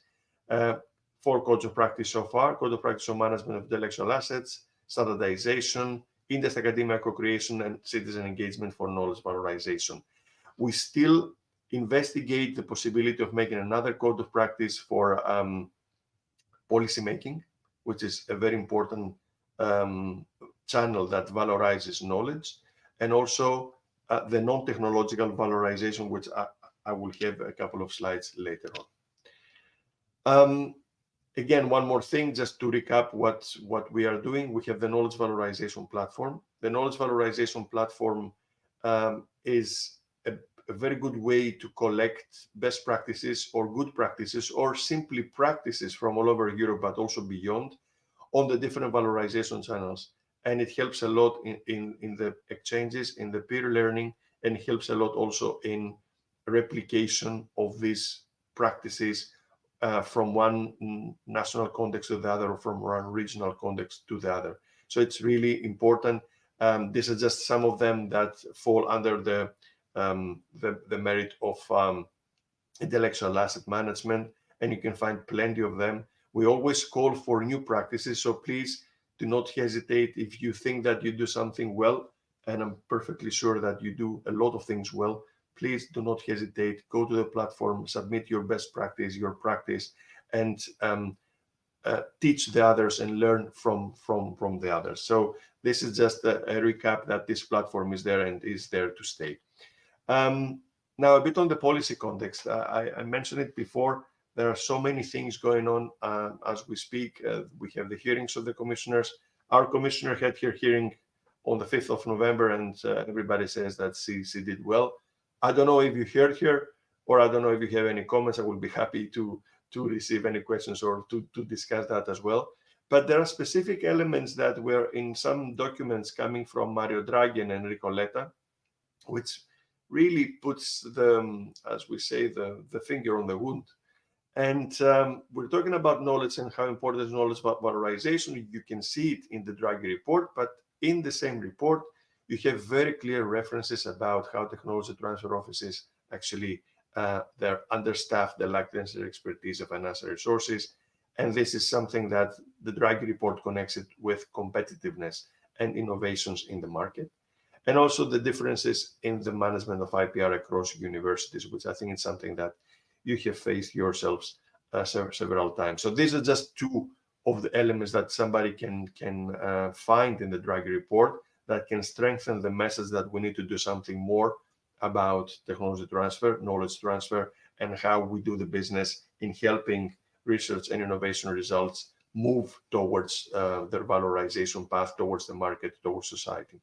It's the same also with the Letta report that speaks for the fifth freedom, and I think that the fifth freedom cannot be different by sharing and valorizing knowledge across the border. Since April, that was the last time that we presented in the ASTP-EU Forum, we had the Council conclusions of the Belgian presidency, and that was very clear. We had Council conclusions on knowledge valorization, and they wanted to connect knowledge valorization with the competitive industry, the strategic autonomy, and the resilience in Europe. And I think that, yes, you can use knowledge valorization for all of these three important elements, but we need to find how. And I think that our work from that moment, from May 2024, and for the end of the year and the years to come, is exactly to find a way how we can be useful in competitiveness, in resilience, in the strategic autonomy. Probably you have seen that slide before. This came out from the mutual learning exercise that we had with 18 member states and associated countries also. And it points out to the thing that we need to have, in order to help everything that Draghi report says, or Letta report, or everything that the Council conclusions ask the Commission to do, we need to come up with a toolbox that has 4 parts. Soft tools for supporting awareness raising and entrepreneurial mindset, so continue working on these elements. At the same time, incentivize the involvement of all R&I actors, so try to be a bit more closer to what the researchers actually gain if they engage with exchanges with industry. Try also to see what industry gains by involving into exchanges with academia. Try to connect these actors, also try to connect society, try to connect the public administration. So it's very important to have specific tools for that. Then we need, of course, financial tools. We need, without money, of course, things can move, but not as fast as with money, I guess. And we need to make sure that there is a constant financial support for valorization services and valorization activities. And if we see that there are regulatory obstacles or there are issues that block the overall knowledge valorization process, then try to see if this is at the European level, try to change that. And if it's at the national or regional level, then to be able to advise the authorities in how to go around it. Now, we are discussing the new era. So probably you saw recently a report about the first 3 years of the era. It was kind of a recap of what we did in the first years. Knowledge valorization is a very clear action in the existing ERA policy agenda. And it has been deemed by the ERA stakeholders as a successful action and an action that can be structural for the future. So some of the actions become base, or they give the baseline for the new ERA policy agenda, which we expect to be at place with the new commission after the 1st of December. Already we have put down some ideas, and the idea is just to strengthen knowledge valorization capacities, reinforce intermediaries and facilitators, to have a culture of knowledge valorization, so build more and more on the definition of valorization and what it means for member states, increase the exchanges between research and industry, and of course, upskilling and reskilling the staff, and also increase the entrepreneurial mindset. And of course, there are a lot of gaps that we have identified through the awareness raising campaign, and then we have to build a common policy framework. So it is important that we continue, as I said, to build on the implementation of the codes of practice and the guiding principles in the member states. So the proposal we submitted to the ERA Forum is this. So the next steps for valorization policy, which basically is included in the new ERA. So it's our proposal for the new ERA. We don't know if this will go through, but still we are taking some actions towards this direction. And I will say what are these actions. So as I said, capacity building of knowledge valorization services. So this is important for intermediaries. And I think that we're talking now to one of the most important, if not the most important intermediary in the process of knowledge valorization. So I think it's something that we need to work together. And that's an open invitation always to the ASTP community. Then we want to go further on the socially responsible licensing principles. There's a huge investment, public investment in research and innovation, and we would really like to cater a bit more about how the services and the products, or the IP in general that is generated from this investment, is reaching society.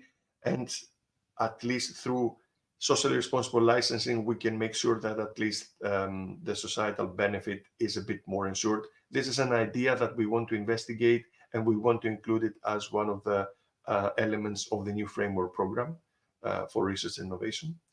We want to continue the experimentation. So this learning lab for value creation, all the idea to upskill, reskill people, increase the capacity, and involve everybody that could be considered as a R&I actor into this lab for value creation.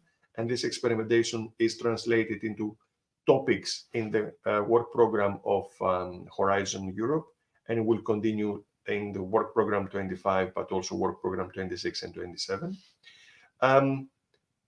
We're happy to say that together with the Danish universities, we are investigating a lot the non-technological and the social sciences and humanities and arts results, and how this valorization can take place, because it's a bit different from technological results.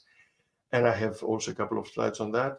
And then we have the further development of a measurement framework. This is what we promised the member states when we had the Council recommendations for knowledge valorization, that we will come back with a framework that will measure knowledge valorization activities. And we wanted to do that for everybody in order not to put this burden on the administrations. Now, out of these five topics, I think the most advanced ones is the capacity building of knowledge valorization services. So what exactly we're trying to do. And as you see here, there are two topics in Horizon Europe Work Program 2025. So the first thing is that we want to see how we can establish a European network of knowledge valorization intermediaries.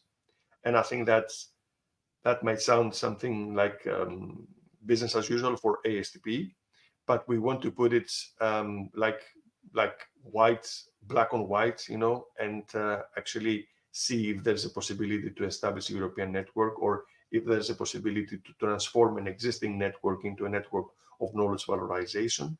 And this is a topic that will come in 2025. Fortunately, I cannot give more information now, but because the work program will be adopted in 2025, because still member states, but also the new commission coming at place is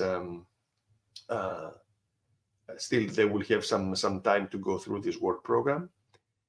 And we want also to upgrade the services of knowledge and technology transfer professionals in universities and public research organizations, something that really touches, I would say, if not 100%, to a great extent, the work that ASTP is doing. So we want to see how the services, what are the services, how we can upgrade the services, and how the professionals in the field actually can reach a common level of the service delivery for knowledge and technology transfer.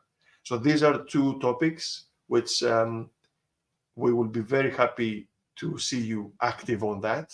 But of course, it's not for now, but time passes fast. And I think that by the time that the work program will be adopted, we'll be able to discuss further.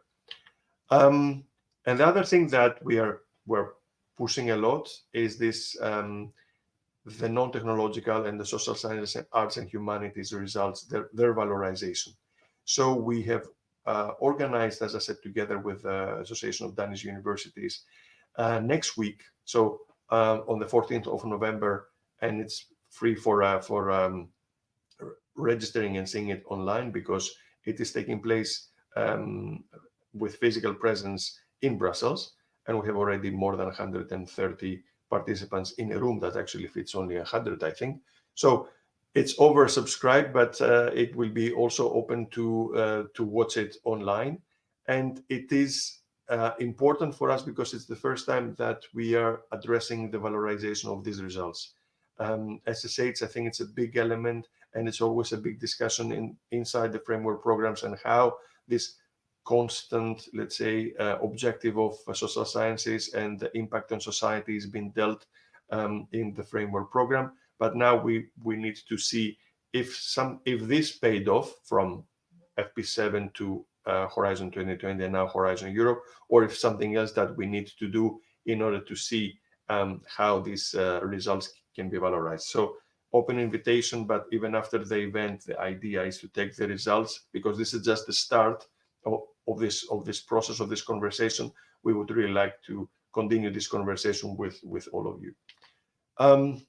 Now, the last part of the presentation is just what we do on raising awareness and what we are doing with our stakeholders.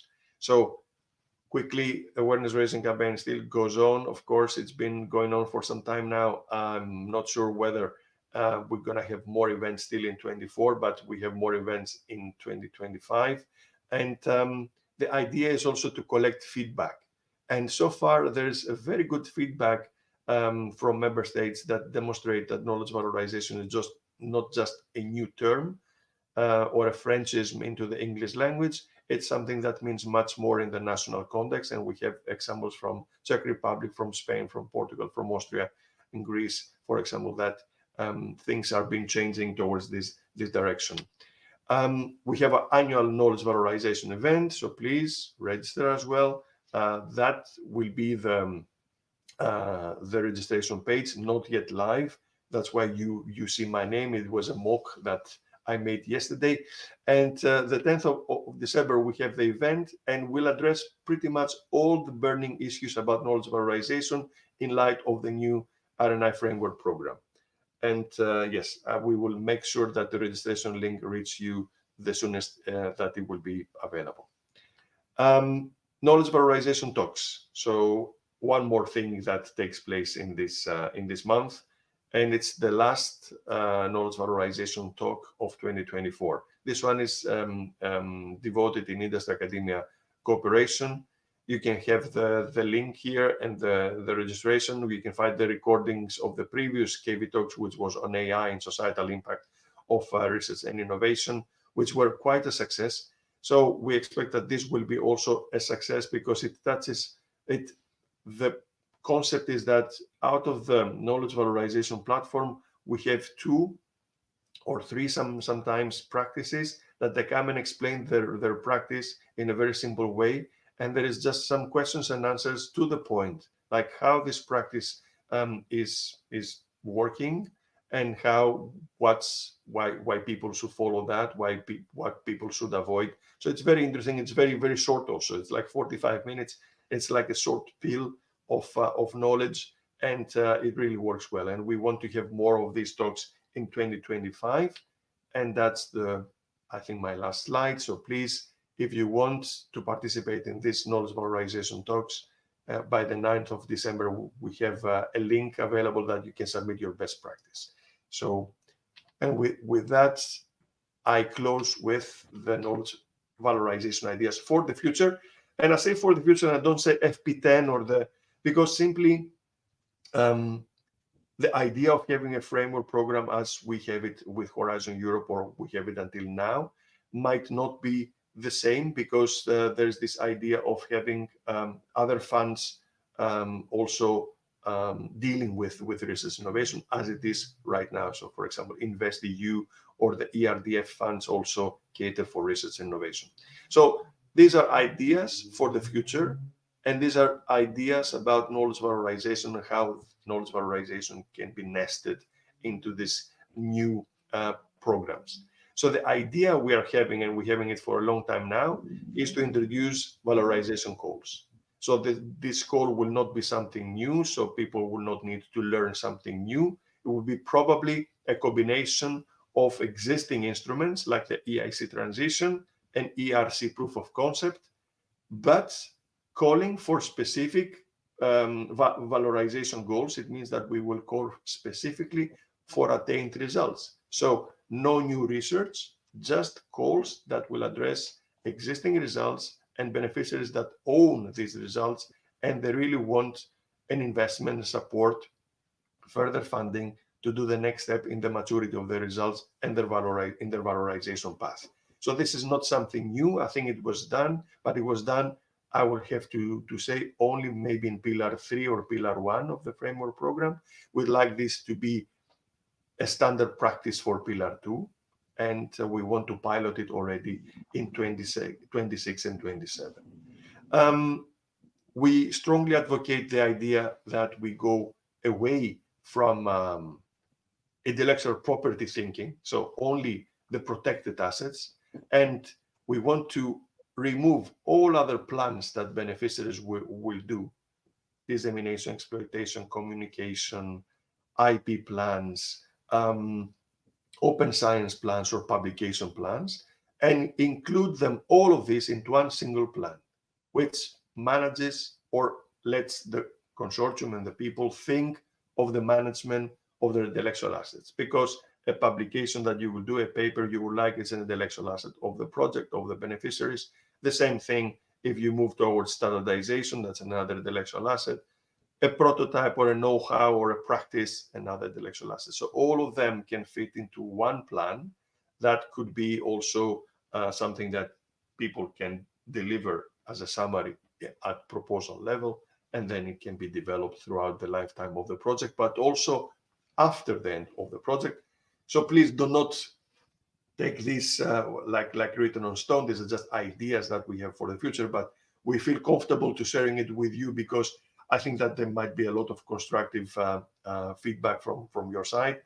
Then we want to have an innovation marketplace. So we have the Horizon Results platform that at some point needs to stop just being a platform that people say, okay, it's nice to have my results here, and become an actual marketplace, that if a result of a research innovation project is in that platform, and this result is reached the level of maturity and requests funding, networking, investment, then probably we need to have a dedicated place for these results and act as a marketplace for them.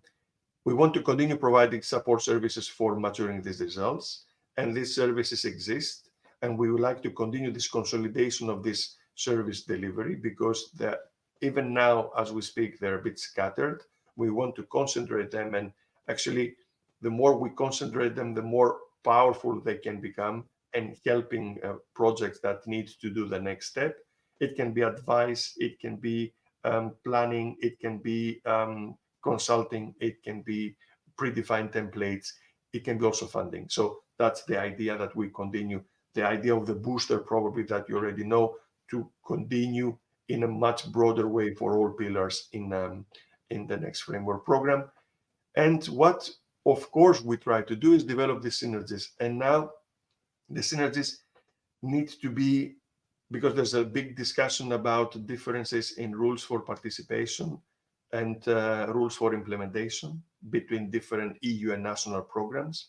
So the idea of the synergies that we are advocating here will not have, I mean, of course, we will work in harmonizing the rules for application and the rules for participation, at least in between the EU programs. But the idea of the synergies should also be that whenever we have something that has been developed from one program that is being able, with a very, very simple description at least, which we can act as a passport, as a seal, as a credential of the project and basically of the result, that this can be taken up or can be used or can be submitted in other EU programs and national programs. So basically sequential synergies that actually are based on the results generated and not at the excellent proposal. So these are the ideas for the future. And with that, I close the presentation, and I'm happy to take any questions. Thank you very much, Yanis. It's a lot going on also with the new commission coming in. So busy times is my best guess. Just maybe not so much a question, maybe more of a comment. I think in the beginning you said also maybe looking more into the policy making and a practical guide for that. I think that could be very beneficial. I think policy making may be very needed, let's say, for the green transition and just to and the our ability for speeding up processes to be competitive in Europe. I think that could be something definitely worth looking into and making heightening maybe awareness also at the political level that there's something that needs to be done there as well for us to succeed. We're happy for you, the audience, to post your questions. While you're doing that, I would very much also like to hear a little more about your ideas on the socially responsible licensing. Is that defined to be within Europe, or does it also reach out of Europe, let's say, to making technologies available to developing countries, let's say Africa? Yes. So yeah, if you could expand a little bit on that. Yeah. Yes. So the idea came from the fact that when we have predominantly public funding, there were no, I would say, safeguards that a kind of preferable access to the public, I mean, to the public entity that participates in the consortium. We were not caring for that. I mean, probably it existed, and it exists in most of the consortium agreements, but we were not aware of. So we want to bring this up because it's indeed a big public investment, and we would like certainly the public entities that participate in this investment to have at least a saying in the rights and have a right, basically, and also, if possible, to have maybe non-exclusive licenses or licenses that could be at fair and reasonable conditions at the level of the public entity.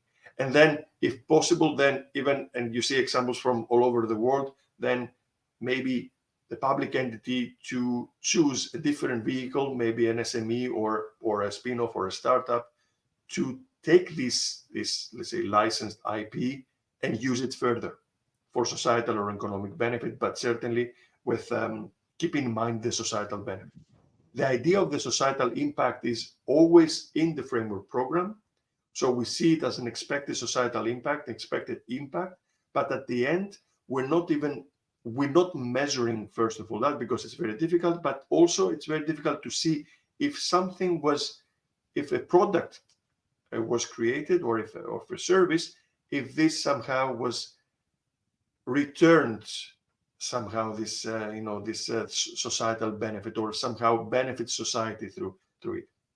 So I have the impression that the Dutch and the Danish in Europe, other countries as well, have put that already with specific predefined agreements when at least knowledge transfer or technology transfer offices are dealing with results coming from the academia, and they're discussing with the industry or the market. So there's always this idea of socially responsible licensing. At the same time, we discuss a lot with the other parts of the world, and we have a very good collaboration with Medicine Patents Pool, for example, that manages to reduce significantly the cost of accessing a specific IP that will benefit, let's say, low to medium income countries in creating or accessing specific drugs or specific health products. And we want to see that experience. And we see also top US universities also including such terms in their agreements. And it's quite interesting to see if this can be extrapolated somehow and become a rule. Maybe not, I don't know, maybe not a penalizing rule in the next framework program, but certainly a clause that we can activate in specific calls whenever this need exists. Or it can be something lighter that cuts across the whole program. So this is what we're investigating. I have to say that we also have a project that will deliver a study on what exactly is the situation, so a state of play in Europe on socially responsible licensing, how it's been used. And based on this, the results of this study, which we expect to in the beginning of 2025, to put down a more concrete policy proposal.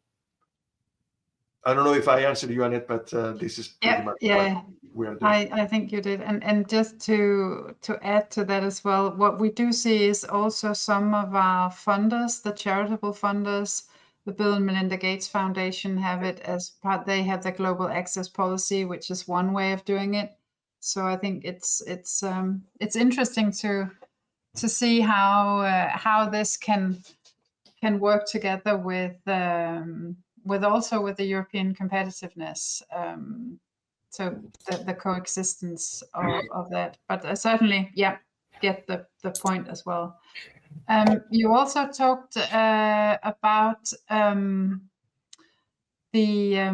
that there need to be financial tools, and I can certainly see them when we're talking about spin-out creation, new companies forming from technologies developed at the universities. But how do you see the financial tools? Or put another way, do you think that we have what we need when it comes to the more collaborative projects? Because there's a need to also translate and maybe emphasize or strengthen or do more on the translation of results from collaborative projects to existing companies. Again, if you look at the competitiveness, existing companies might be able, then maybe not the best at radical innovation, but they might be the best at quick scaling of technologies. So how do you see, or could you expand a little bit more on what is needed in that area? I totally agree with you that funding, for example, is one of the tools, but certainly it's not the only thing. And if you have only funding, you will not go far, because you need the right people, you need the right expertise, and as you said, you need this translation of something that smells and feels more research into something that feels more market. And there's a big path there. And also, I have to say that most of the cases, a research-oriented consortium is not the right mixture of people to do that to the next step.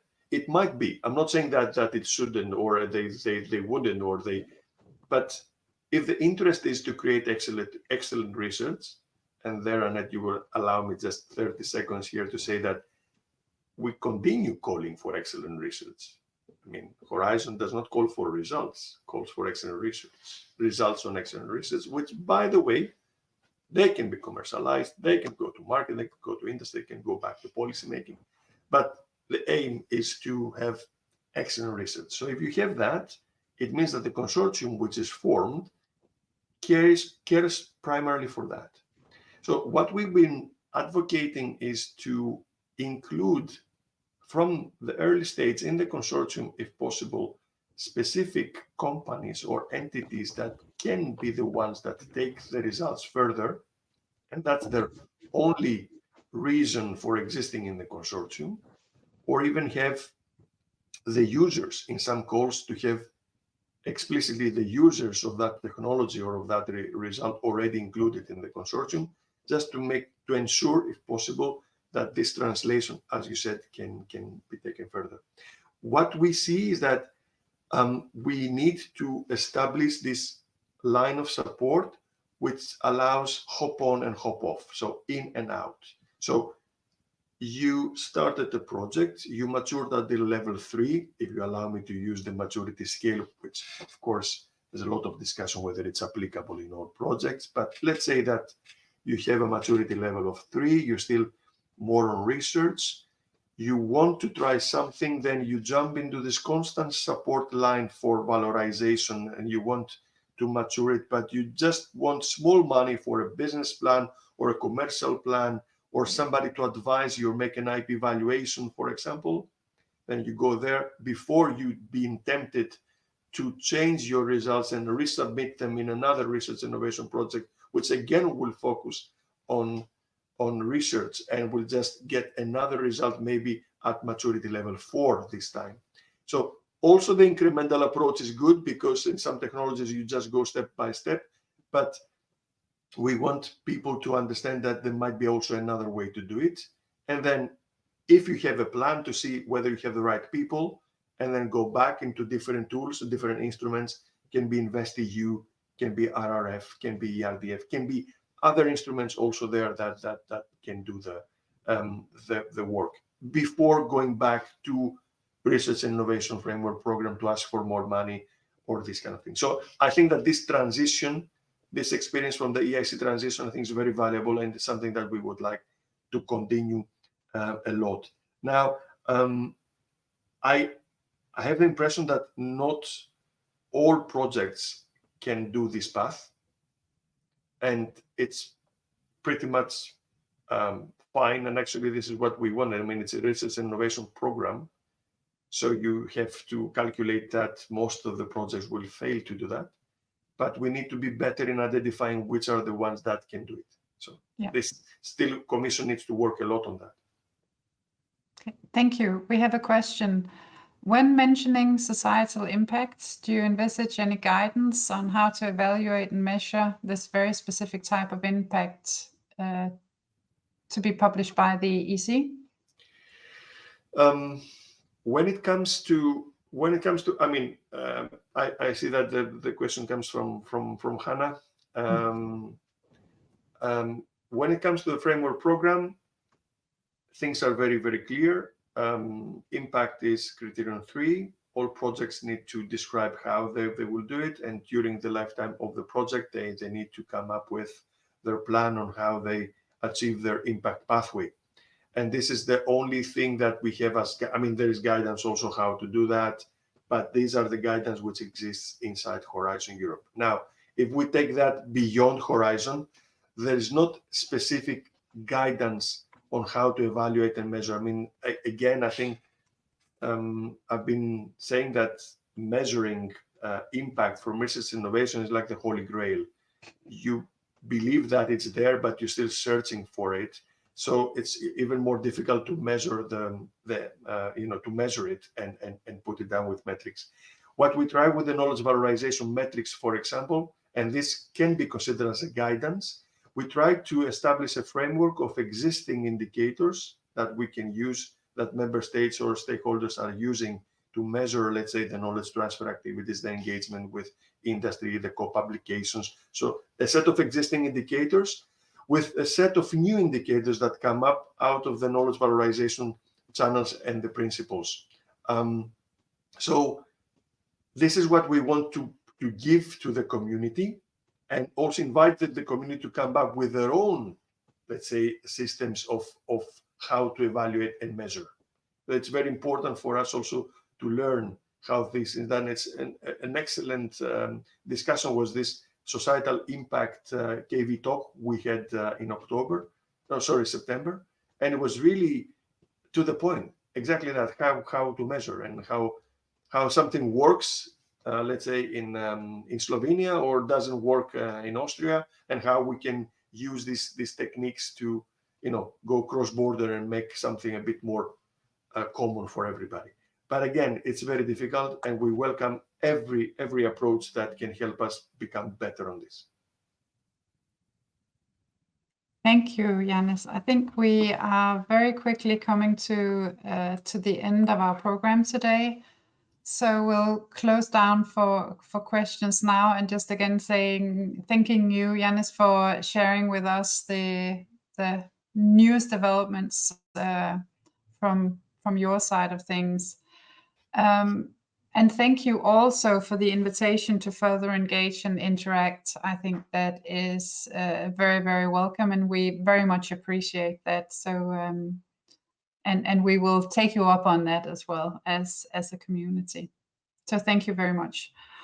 I think there is, sorry? Thank you very much.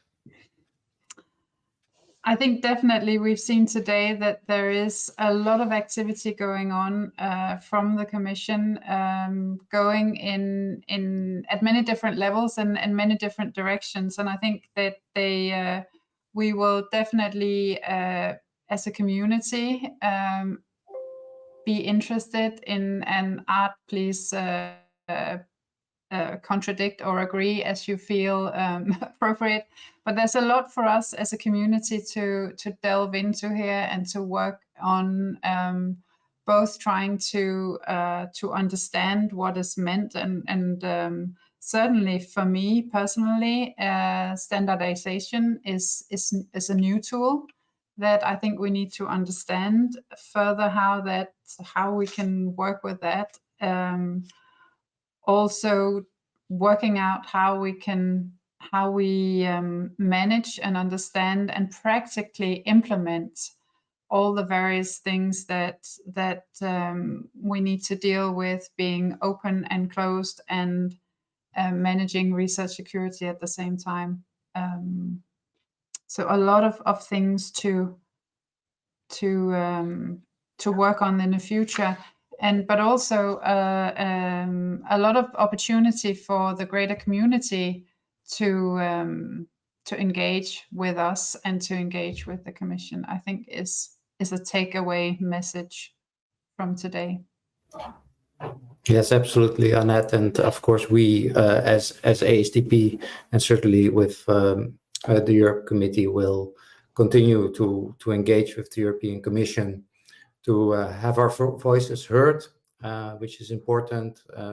Thanks for all your excellent questions, because they've also voiced our opinions and professionalism very, very well.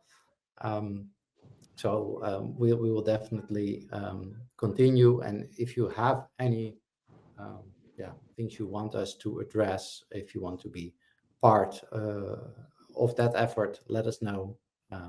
Happy to have you on board there.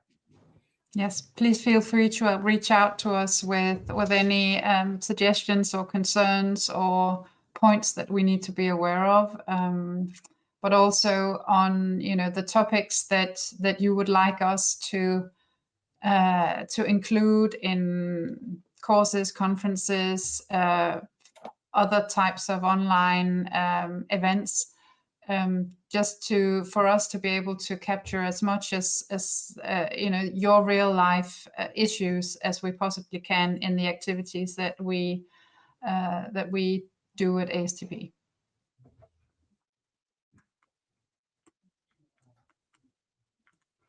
Yes, well, I think that with that, Annette, I just want to thank you for moderating this EU forum. Very well done, and thank all of you there. Who I can't see, unfortunately. No. I see some familiar names at the questions. For being here with us. We had more than 100 people there during the presentation, so it's a